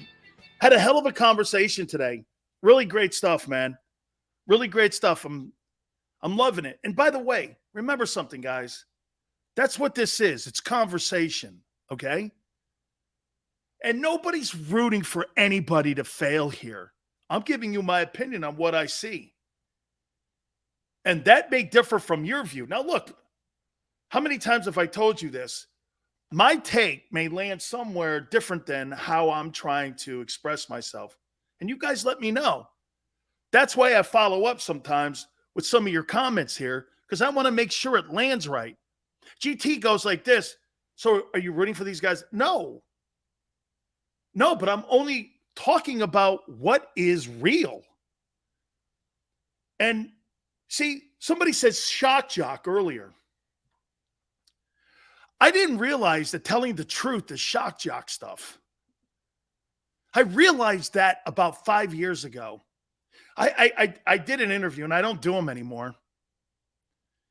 And somebody asked me a question, because when you interview me about radio, it always seemingly I get hijacked and somebody writes some bullshit about me. And they go, what? So like, you know, they call you a shot. And I'm like, I'm not. I don't go to bed at night or wake up in the morning going, how can I fuck with people today? That's not what I do. I don't need TNA. I don't have to go cheesy like that. I think you really just have to tell the truth. Do you know that's what made Rush Limbaugh the greatest radio man of all time? People hated Rush's takes. That's why he had 45 million people listening to him weekly. Never see anything like that. He destroyed Howard Stern in revenue and in listeners. The good liked him. The bad liked him. Republicans liked him. Democrats hated him, but they listened to him. That's the difference. Gary, that's it, man. Gary, that's probably one of my biggest problems as a broadcaster. I don't have enough fluff. I guess fluff to me. Hey, Gary, would you say this? Fluff is lying and being a better BS artist. Right? Probably, right? That's kind of what that is. Right? Being a BS artist. So,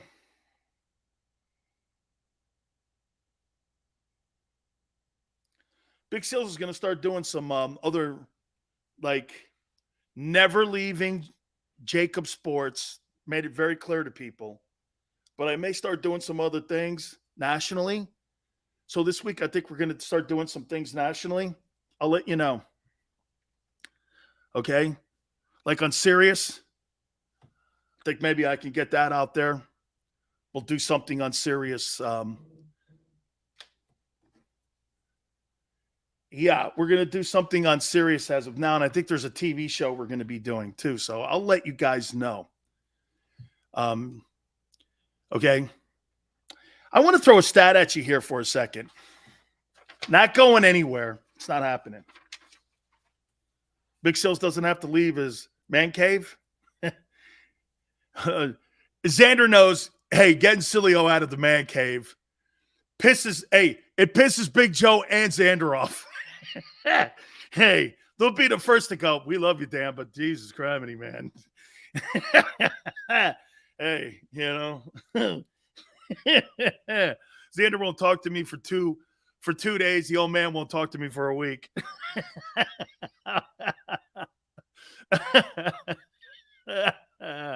Oh, man. I appreciate everybody coming aboard. Please hit the like button here.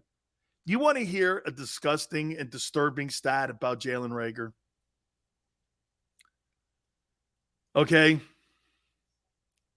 Ronald says, Big Sills, I heard your UM against K-State rant. Epic. Xander, we got to play that one day. We got to play my rant. I did this on the radio at WQAM in Miami. It was my opening segment. I was so pissed off at UM and how bad that team looked. From the days when you didn't run on us, you didn't beat us. Shit teams like, no disrespect, Barrett, K-State. Hey, I was like, who the hell was K-State? And we're getting thumped by them. And I was so pissed off. I go, I never heard of K-State. Yeah, man. We got to play that one day, man. That thing gets played in Boston and in Chicago yearly. And it's called one of the greatest rants of all time in radio history.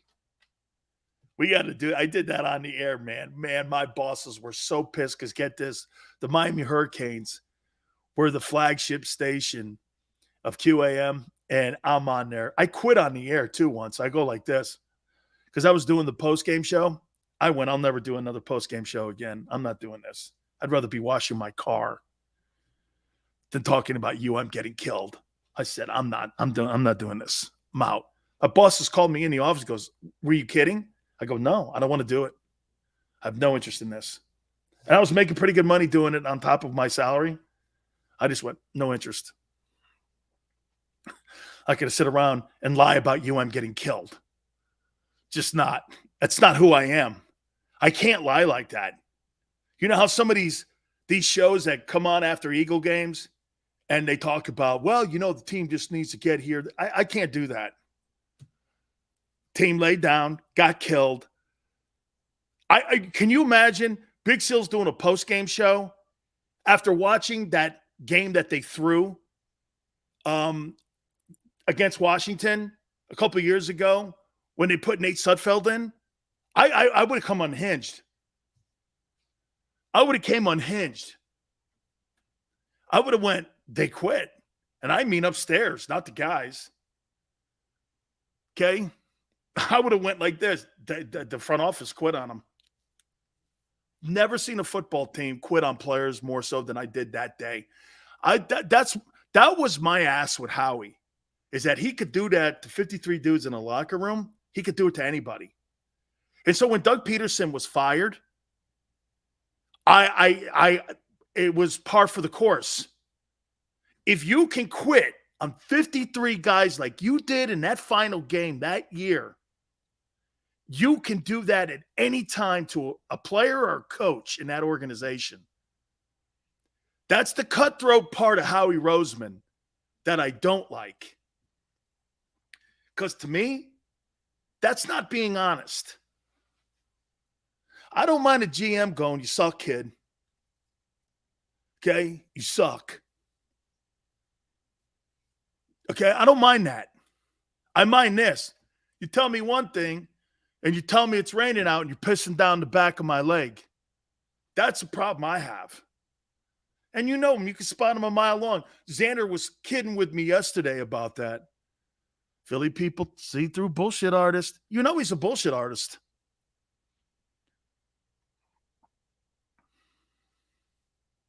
All right, I got to throw a stat at you here on Jalen Reagor. Guys, are you ready? How many games has Jalen Reagor played? Let me see here.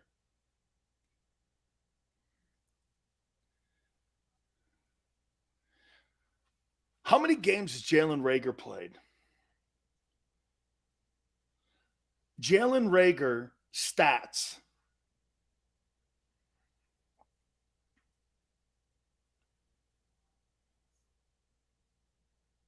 Jalen Reagor's been in 28 NFL ball games. 28 NFL ball games. Do you know that this player has never at any time a first round pick out of TCU? Okay?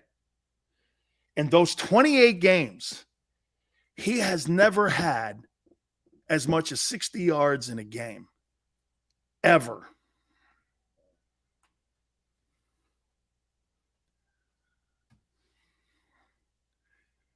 A wide receiver in today's NFL who was a first-round pick has never had 60 yards in a ball game. For a first-round pick, guys, I don't know about you, but how do the Eagles not look at that and go, he's a bust? He's never had 60 receiving yards in an entire game that he's played in the NFL. In a pass-happy league, that is one of the most atrocious numbers I've ever heard.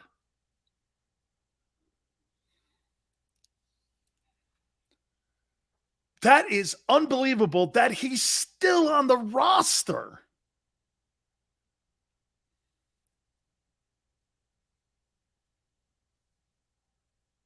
Horrendous. They don't want to pull the trigger.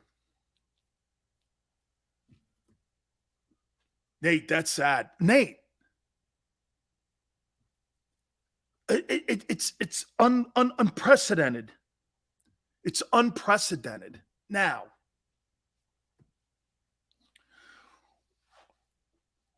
how much is it the offense? Is it the player?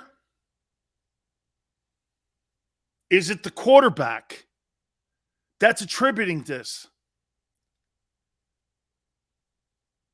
Xander, how many yards do you think Devontae Smith would have had if Joe Burrow were the quarterback of the Eagles last year? Write a number down for me.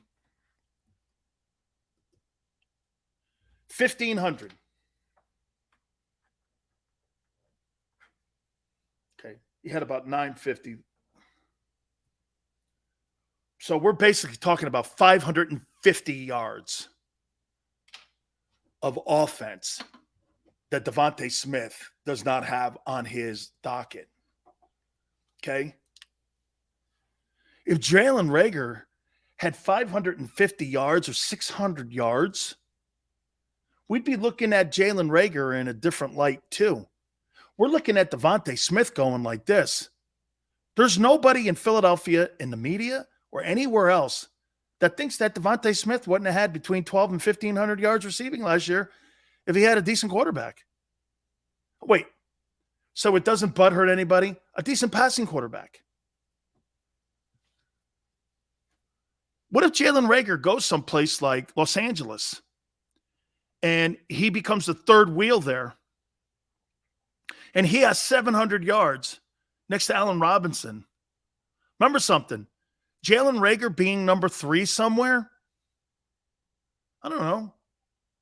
With Aaron Rodgers in Green Bay? I'd like to see if the kid has ability. I read you the long laundry list of wide receivers that have just been thrown into the pit in Philly. They've all gone into the pit. Almost all. How much is this on the quarterback? See, it's easy to say, and by the way, do I think it's all the quarterback and the offense? Absolutely not. I don't want to go there. I'm not going there. But it's got to play some of it. If it plays into Devontae, it's got to play into Jalen Reagor. Is he as disciplined as Devontae? No. Does he run as good of routes? No. Is he as fast? No, not quite. He's pretty fast. Okay? It's got to be something to that too. You just can't dismiss it for Devontae and not dismiss it for Jalen Reagor too. The quarterback struggles. He'll struggle again getting the ball to multiple people. I think he's going to have one guy that he's going to hit, and I said it earlier, I think it's going to be Dallas Goedert because it's going to be the higher percentage pass to get the ball to the tight end. I personally think them wideouts are still going to be in issues trying to get him the ball. Until you prove that, defensive coordinators are going to do this to that offense, who's ever quarterbacking. Stop the run, make that guy throw the ball because he can't win ball games throwing it. It's a proven stat. And you see, I think the NFL works exactly like my show does. Prove it to me that you can win games. And then trends will start to change. Mentality. Hey, let me show you this. One thing is for sure. The difference in how you look at Ryan Tannehill today versus how you looked at him in Miami is night and day. He's a $32 million a year quarterback right now. And he took Marcus Mariota's job. And this guy's been to 2 AFC championship games, and he was the number 1 seed last year. He's not elite, but he ain't horrible. This guy's the AFC version of Jimmy Garoppolo. Ryan Tannehill is the AFC version of Garoppolo. He's 30-13 in Tennessee since he's been the starter. Garoppolo's 36-14 in San Francisco. Okay?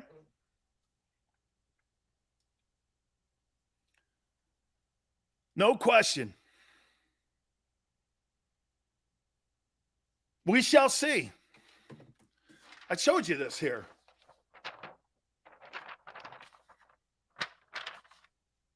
All these wideouts, outside of 3, out of like 26 you've drafted. Seth goes, I don't know about Jimmy G. What's Tannehill's playoffs win number? Seth, Jimmy G's 5-2. It's a good point. You're right. But again, too, Seth, Russell Wilson's 9-7. Peyton Manning's 14-13. Brett Favre's 13-12. Drew Brees is 9-8. You're making it sound like these guys that are all these elite quarterbacks have these spectacular postseason numbers, and they don't. Dan Marino 7-9 in the postseason.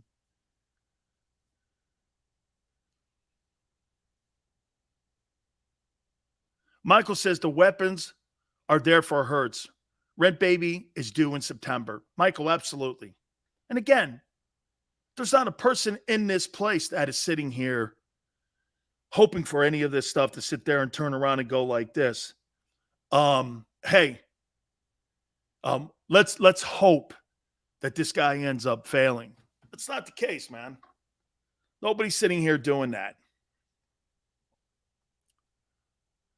Davey Boy says, Big Seal's talking out of both sides of his mouth again. I'm not sure what that means. I have no idea what you're talking about. No idea what he's talking about. Name me one thing I bullshitted about today. One thing that wasn't factual. One thing. One thing that I named or talked about today. I'd love to hear it.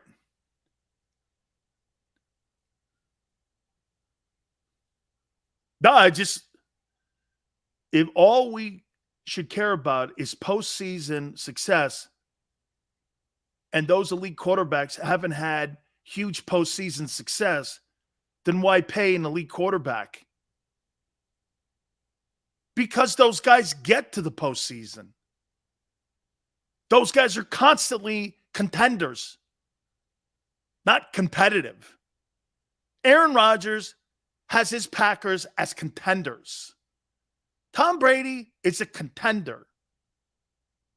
Matthew Stafford is now a contender. Patrick Mahomes is a contender. Those are all contenders.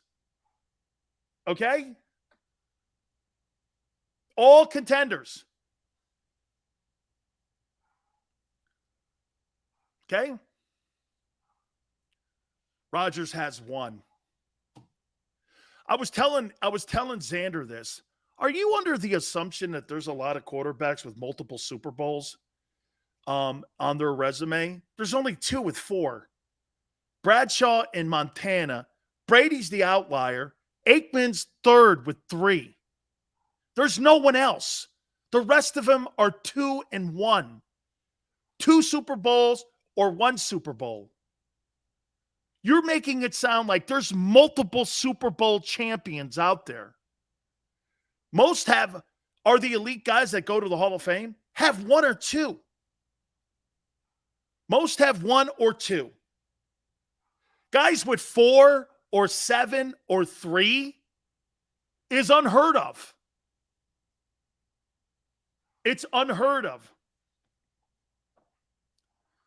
So have that mentality when you talk about Hurts. He's not elite. He's not elite. He is not an elite quarterback. Kyler Murray's not elite. Kyler Murray hasn't done shit. He's not elite. But he's better. Okay? Foles is not elite. and he has one. Jeff Hostetler has one. I mean, guys, you're talking like Super Bowl champions. Like, there's like multiple guys. Troy Aikman's third with 3. Okay? Is Josh Allen elite? What do you think? Philip, you're right. It's a dumb argument. I'm not having it. I'm not comparing Jalen Hurts to Josh Allen. It's a joke. Okay?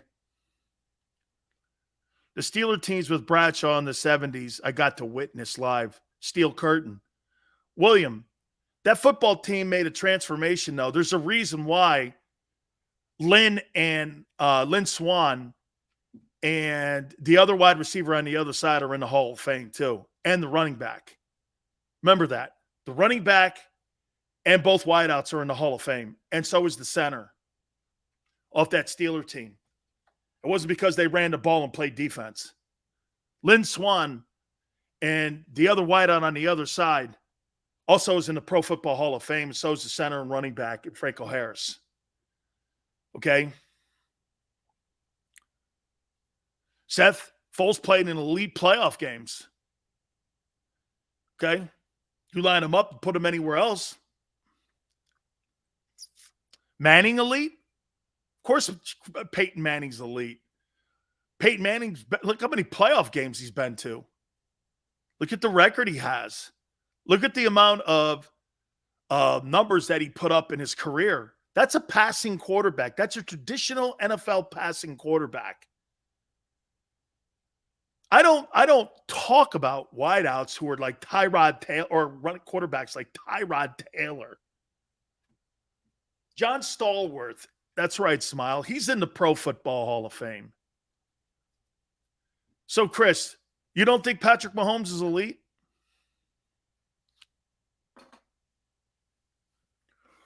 My point was, someone was talking about postseason. I said it's not as easy as you think it is to win in the postseason. That's my point. Patrick Mahomes winning a Super Bowl as young as he has is incredibly awesome. Dan Marino got to 1. You don't think he's elite? I said winning games in the postseason is more difficult. That's why when you look at certain quarterbacks that don't have the greatest record in the postseason, it's not an indictment on them. Dan Marino is one of the greatest throwers in the history of the football. No one argues that. No one should argue that. He's a Hall of Fame guy. Is he better quarterback than Bob Greasy? Yeah, but Bob Greasy is more accomplished. Bob Greasy is more accomplished than Dan Marino. You know, when I talk about postseason play, and everything, you know what's funny? The guy I'm going to bring on here in a second, and I'm glad he's hearing this, Bob Greasy is by far more accomplished than Marino was. But you don't look at Bob Greasy as a quarterback that's a better talent than Dan.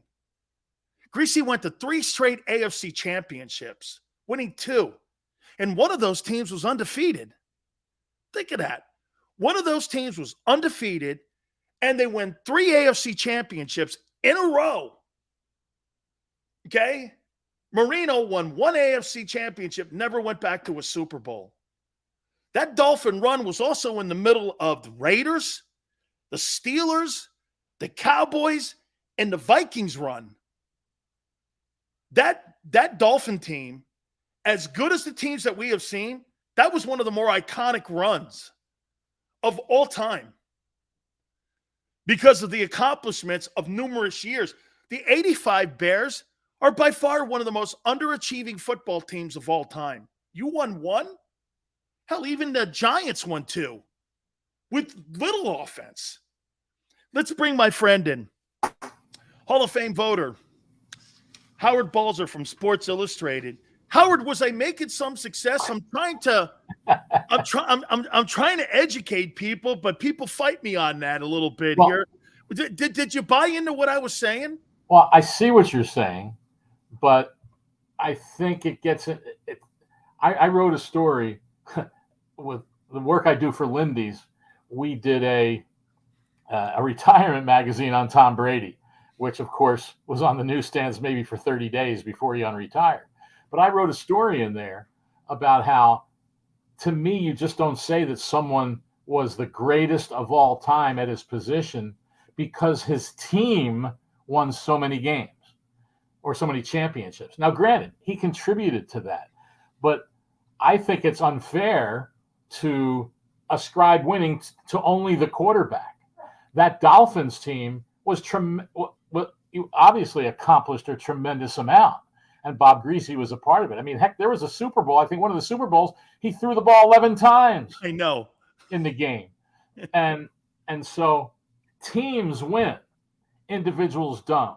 And the one thing that sometimes, Dan, just drives me crazy is when I hear a team win the Super Bowl and they talk about a quarterback and say, he won. Well, no, he didn't win. He was part of the winning. And many times it comes down to the defense, comes down to crazy plays here and there. I've always thought, though, that when you compare those eras of Dolphins football, so to speak, the biggest mistake, some people call Don Shula the greatest coach of all time. But the one thing he never did, basically, in 18 years, I think it was, that Dan Marino was the quarterback of the Dolphins, when did he create a running game around him?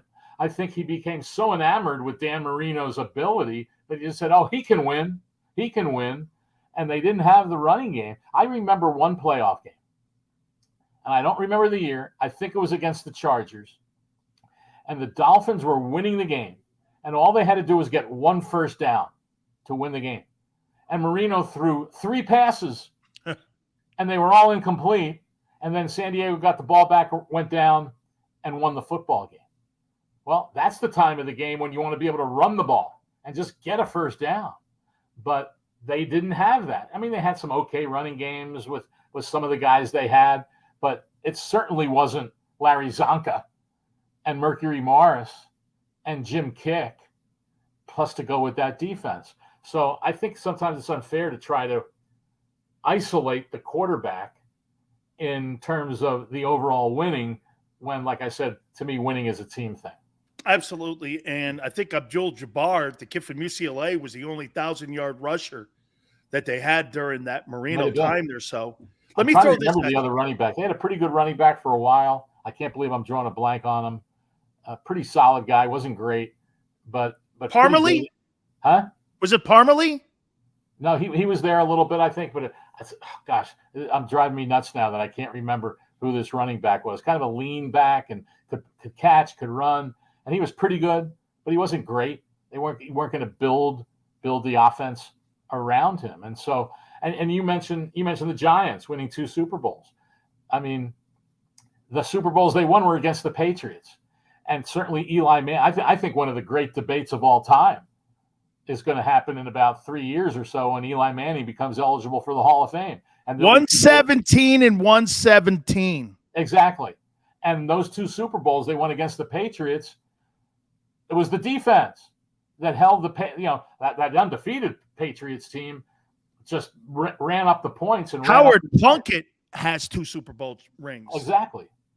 So I don't think that is enough to necessarily get somebody into the Pro Football Hall of Fame. You think Eli's the first ballot? I don't think so. I mean, I question whether he's a Hall of Famer at all, quite honest. Wow. And I'm not saying he's not, but he certainly shouldn't be a first ballot guy. I mean, wow, Howard Balzer, who's a voter too, Sports Illustrated. That leads me into this question. Then I'm going to tell you who it is. If I told you a coach who was 5-8 over the last 13 years has missed the playoffs 5 times in that time frame, would you consider that Hall of Fame resume if that coach was 5-8 and overall he's underwater too and has missed the playoffs 5 of those 13 years? Would you call that coach a Hall of Famer? So this is a guy who's active now, you're saying? Yeah. Is that Mike Tomlin? Yeah. And I think he's a hell of a coach. I mean, it'll be written at the end and everyone will have to determine it for themselves. But Howard, 13 years, over a decade. He's 5-8. He's missed the playoffs 5 times of those 13 years. That's not a Hall of Fame resume. I get never having so the benchmark has gone in Pittsburgh from Super Bowls to not having crappy seasons. I mean, at first I thought you might have been going, but I knew he had even a worse record, I think, in the playoffs. It was Marty Schottenheimer. 4-16. Yeah, but he won 200 games and he's like exactly. 4th all time. Yeah, no, exactly. And he doesn't even get discussed for the most part.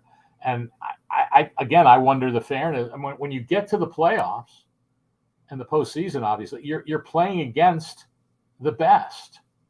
And I mentioned the debate there's going to be for Eli Manning. Imagine the debate for Philip Rivers.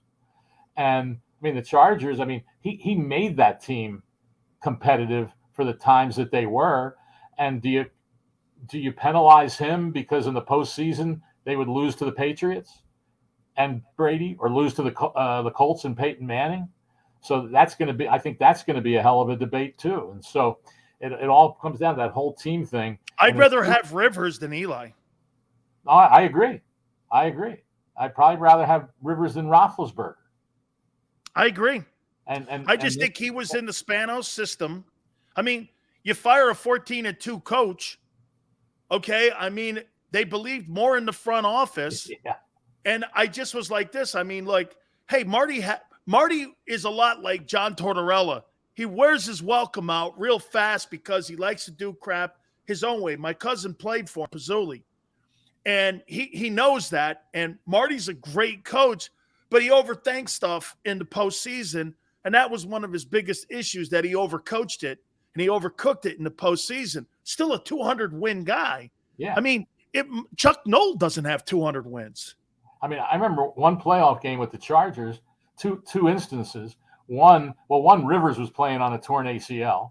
Another, LaDainian Tomlinson couldn't play because of a knee injury. That was in the AFC Championship game, wasn't it, that he did that in? I believe so. And the classic was when the Chargers were playing the Patriots, and they had the game won, and I forget who the defensive back was, and he intercepted Tom Brady at the end of the game to basically clinch the game for the Chargers. But instead he was going to be a hero and run with the ball and try to make a big play.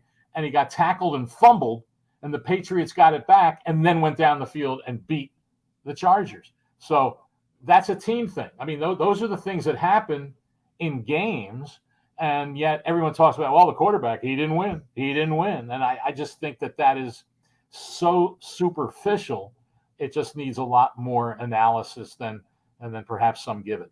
With a record like that, do you think Tomlin gets into the Hall of Fame? It's a great question. I mean, I think it'll. Do you hold coaches to higher standards than, say, players, because that's all you have to go on is the record? Well, that's true. And all those things. And obviously he has a very good record. Is it good enough? I don't know. That'll be a great question. I would say right now it might be a flip of the coin, but I think that it'll be a tough discussion when he becomes eligible. You are covering now for Sports Illustrated. You're more around the Arizona Cardinals. First question for you: do you think Kyler Murray's elite? Is he elite? Yes. I think he definitely has elite talent. I believe that. But to really truly be elite, then you have to get to get to the playoffs. You have to win some playoff games. I don't necessarily think, as we're just discussing, does that mean you have to win a Super Bowl? I don't think you have to, but you have to have some success in big games, at crunch time. And I think the biggest thing from him is he can't control how small he is. And to me, the biggest question about him in the last 2 years is that in the last part of both seasons, he hasn't played as well down the stretch because he was injured. And to me, the biggest question about him, he's going to get a big contract. I mean, I think it'll probably get done by the time training camp happens, and the Cardinals are rolling the dice mostly that he can stay healthy, because the only way you win as a quarterback and do great things is staying healthy. And I wonder if he can do that consistently over 17-game schedules. And he hasn't the last 2 years. And they weren't major injuries, but they were just enough to affect his performance. But man, he's one of the most exciting guys I've ever seen play. And I've seen every game the last 2 seasons that he has played. And the guy is electric, and he's incredibly he's incredibly gifted. And they obviously have to have a better team around him. But like I said, he has to show that he can be durable for all 17 games and in the playoffs. Let me bring this point up about him too. And I'll transition into Deshaun Watson here in a minute, but I want to ask you about Deshaun Watson's money. How much is that $230 million in guarantees that was given to that quarterback in Cleveland really kind of put roadblocks or maybe even doorstops in Arizona and in Baltimore when you're talking about the changing of the market here? We're not just talking about giving a guy a 10-year deal any longer. We're talking about tangible money when we talk guarantees. And when you throw $230 million in guarantees out there, if you're Kyler Murray, I think you want a piece of that pie as well as Lamar Jackson. Yeah. How much is that all played into this negotiations now? I'm sure it probably is, and it'll play into Justin Herbert and Joe Burrow next year. But a lot of that could depend on what happens with Lamar Jackson and Kyler Murray. But I think one thing has to be looked at in the perspective of guaranteed money. When you have a quarterback that is young, 23, 24, 25 years old, you're expecting him to at least continue playing at that high level. We don't have to use the word elite, but we can say you're expecting him to play at that high level, certainly for the next 5 years. So the odds are, whatever month, if you have an average contract that's worth $40, $45 million a year, and what's Watson's? I think it's 46, I believe is what the number is. All you're doing, you're just guaranteeing him the base salary that he's going to be paid anyway. And so unless something catastrophic happens, and whether it's injury or whether all of a sudden he falls off the end of the earth, and suddenly they're not great quarterbacks anymore, which is hard to imagine happening, I think you have to look at it, Dan, in that perspective, that what are you truly guaranteeing? You're guaranteeing the salary he's gonna make anyway. And I think that's how some of these contracts for a lot of guys are misconstrued some when they say, oh, the guaranteed money. Well, most of it, whether it's in the first 3 years or however many years it is, a big chunk of it is in the salaries that those guys are getting paid. And they're going to be paid those salaries whether they're guaranteed or not. And so I think that's the big key here. But there's no doubt that $40-45 million has become the going rate for the top quarterbacks in the league. And it will be a benchmark whether that money's guaranteed or not. Let me go into Deshaun Watson here. Obviously, today, some of the news that came out that 20 of the 24 cases have been settled with non-disclosure, obviously. Tony Busby came out and basically said, will not have any further comment. That's a telltale sign that confidentiality agreements have been signed, this and that. The 4 cases may be dropped. I don't know if they're going to continue it. However, Howard, follow me here on this one when it comes to what type of punishment potentially could be thrown at you here. I say this to you. How can the NFL come out and go after a player when Bob Kraft was almost caught in the same scenario when he was in Orlando and he was also indicted and he had gone on multiple occasions to a place that eventually we found out were guaranteeing sex. That came back where no charges were filed, no penalties at all for conduct unbecoming of an NFL owner or conduct detrimental to the shield, which is in all of our contracts. They make it vague like that because they can put this in. Hell, if you go streaking down the streak, that could be conduct detrimental to the team, and the NFL likes vagueness because then they can adjudicate it how they see fit. Last year, he didn't play. Follow this one.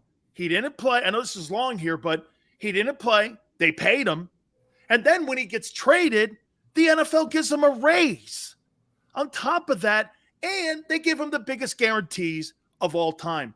I don't know about you. Am I missing something here? I mean, well, how are you going to suspend a guy you just gave a raise to, and you have precedent in how owners have acted and there's been no punishment given to them.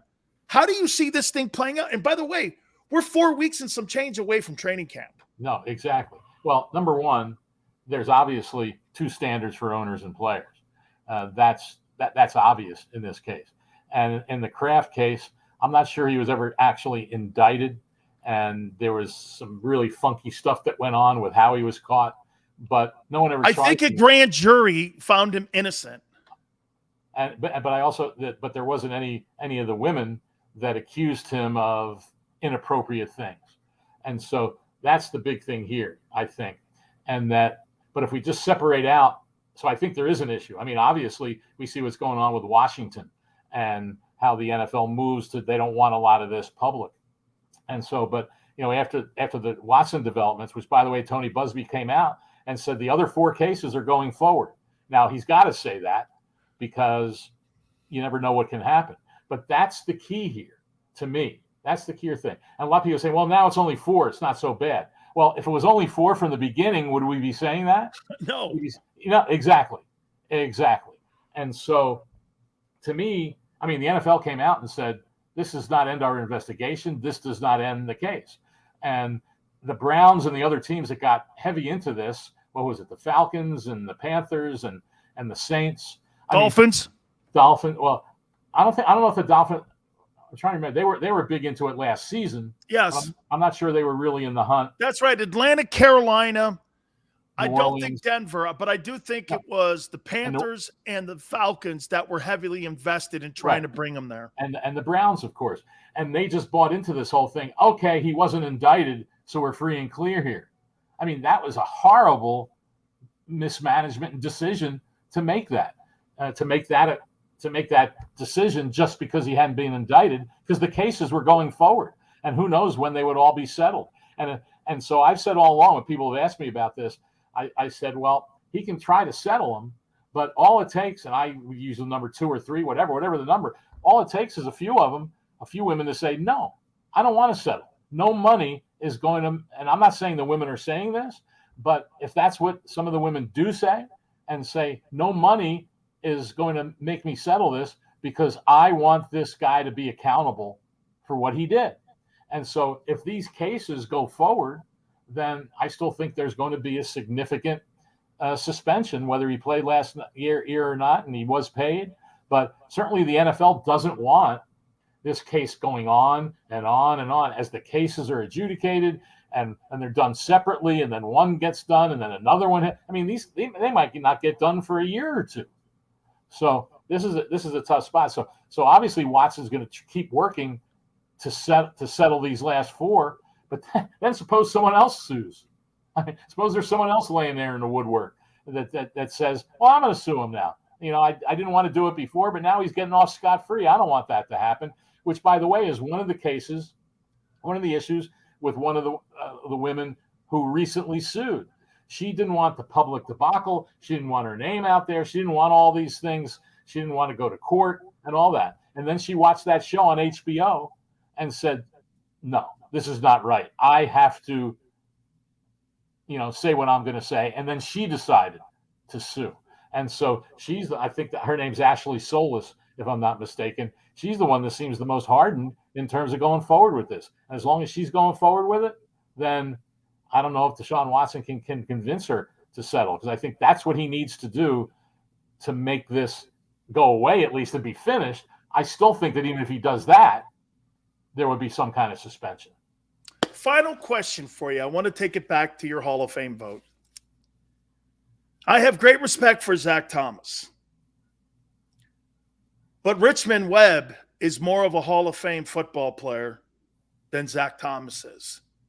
I think Zach may get in one day. Who do you think deserves to be more of the Hall of Fame candidate in Miami? Richmond Webb, who blocked for that great quarterback, or Zach Thomas? I think you can make a case for Webb. I don't know if it's possible to say who deserves it more. I think, Zach Thomas was somewhat underrated when he played. And now we have Brian Urlacher coming out in his favor. Of course, we had Bruce Smith this week. I think he might have mentioned Richmond Webb, and I thought he went over the line with what he said about Tony Baselli. He did. I said, man, what is going on with that? Yeah. Some of the things he said and the way he did that. But that's what makes the debate, so intriguing, because there is no black and white. It's everyone's opinion. And so I think Zach Thomas will get in eventually. He's been a finalist several times. I think one of these years he will. I certainly think if Sam Mills is a Hall of Famer, then Zach Thomas is. And I'll tell you another. Hey, Howard, will you please tell me this? No disrespect to that guy. I mean, how did Sam Mills was a really fine ball player, but to consider him an elite linebacker, like I look at Cornelius Bennett's resume and I go like this, I don't see it. I'll tell you, he's not even in the same room with Cornelius Bennett. And another guy in the Bills was Darryl Talley, who was a hell of a player. Not even close. And the linebacker I was going to bring up was London Fletcher. I mean, another guy. No one talks about him. Played 16 seasons, I think it was, and missed one game in his entire career. And you look at the numbers, and I know numbers aren't the only thing, but you look at sacks and tackles and all that. He's right there with Brian Urlacher and Ray Lewis. And so, and he's been eligible now, I think it's been 3 or 4 years, and he hasn't even been a semifinalist. And that's the thing that I wonder about sometimes, how certain things happen. No, like you said, no disrespect to Sam, no disrespect to Leroy Butler. None. Here were guys that weren't even semifinalists for a decade or more, and then became a semifinalist and started getting some traction, and then all of a sudden they become finalists and are elected. Sam Mills, by the way, in his last year of eligibility before he went to the seniors group, which is now going to hopefully enshrine 3 guys. But I think to a degree, Dan, we have had a Hall of Fame that has become the Hall of the Very Good.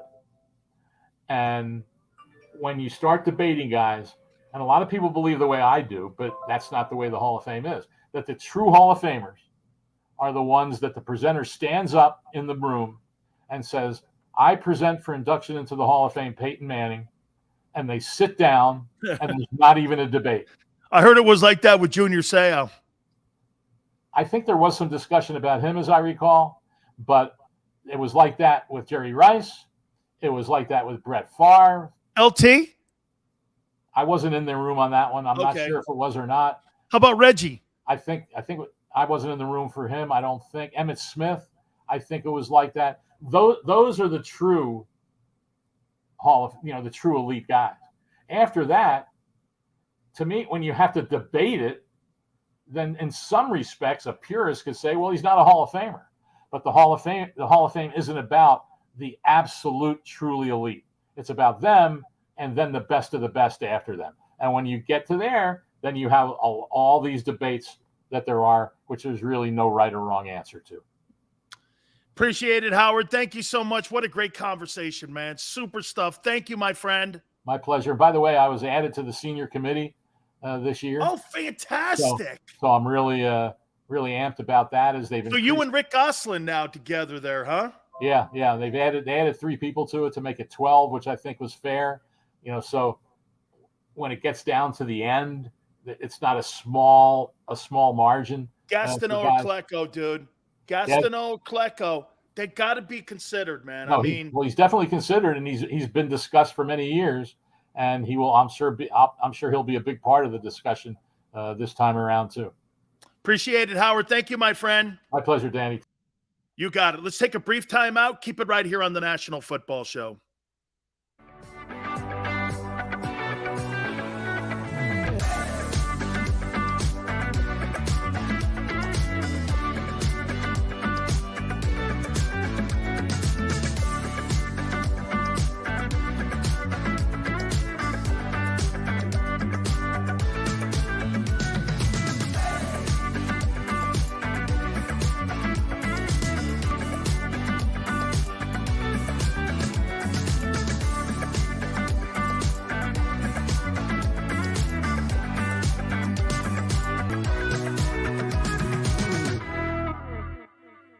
Action News at 11 with Rick Williams. It's the team you trust to bring it all together. The stories that impact your community, a sports roundup for the locals, and the AccuWeather forecast you depend on. Action News at 11 with Rick Williams.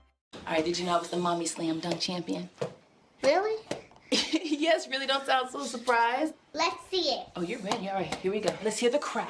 So go to right, I go to left, fake a mom. Mama go up, mama! She did it.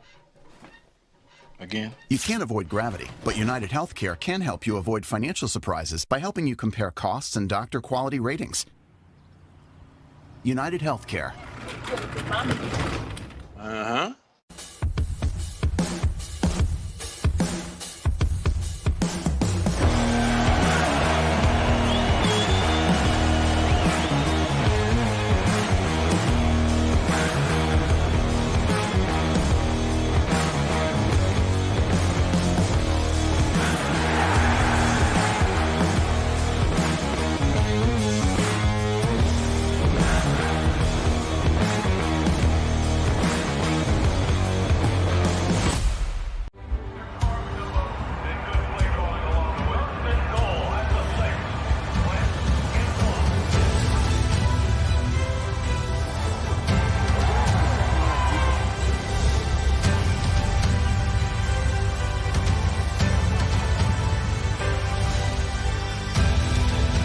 Field of life, First Trust Bank is there for you.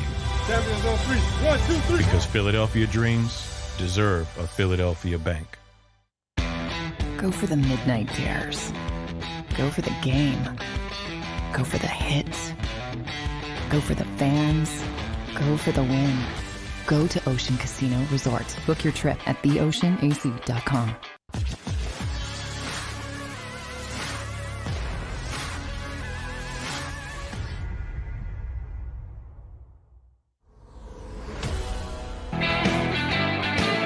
Guys, thank you so much for coming aboard. Appreciate it.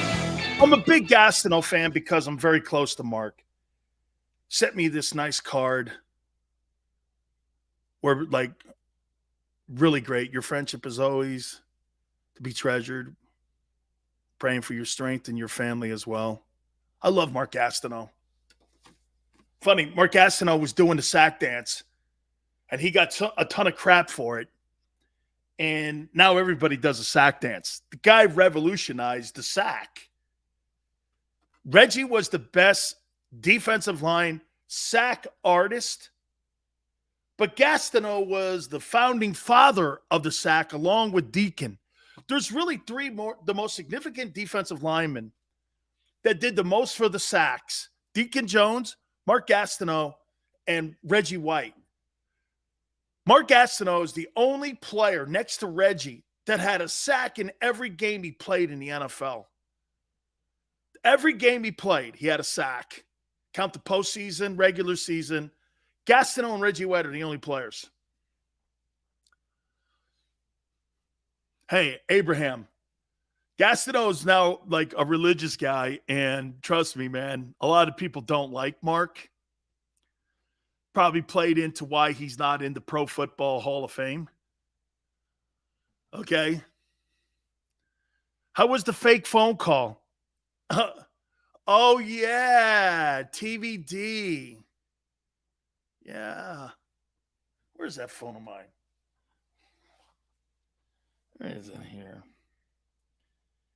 See, did I save that text from him? Damn, I didn't. Great phone call last night.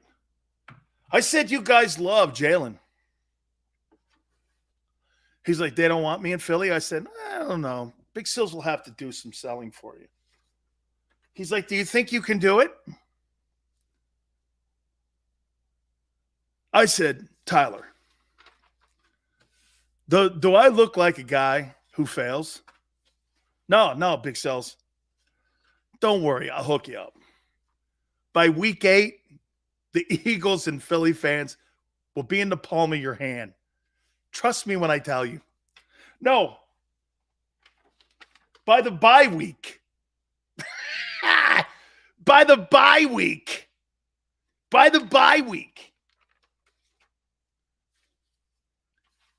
There'll be putty in your hands.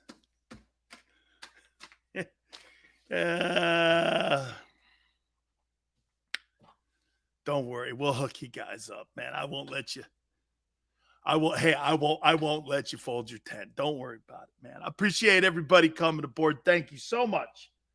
Please do me a favor. Hit the like button. Till tomorrow, 3 to 6 Eastern. We'll see you on the flip side.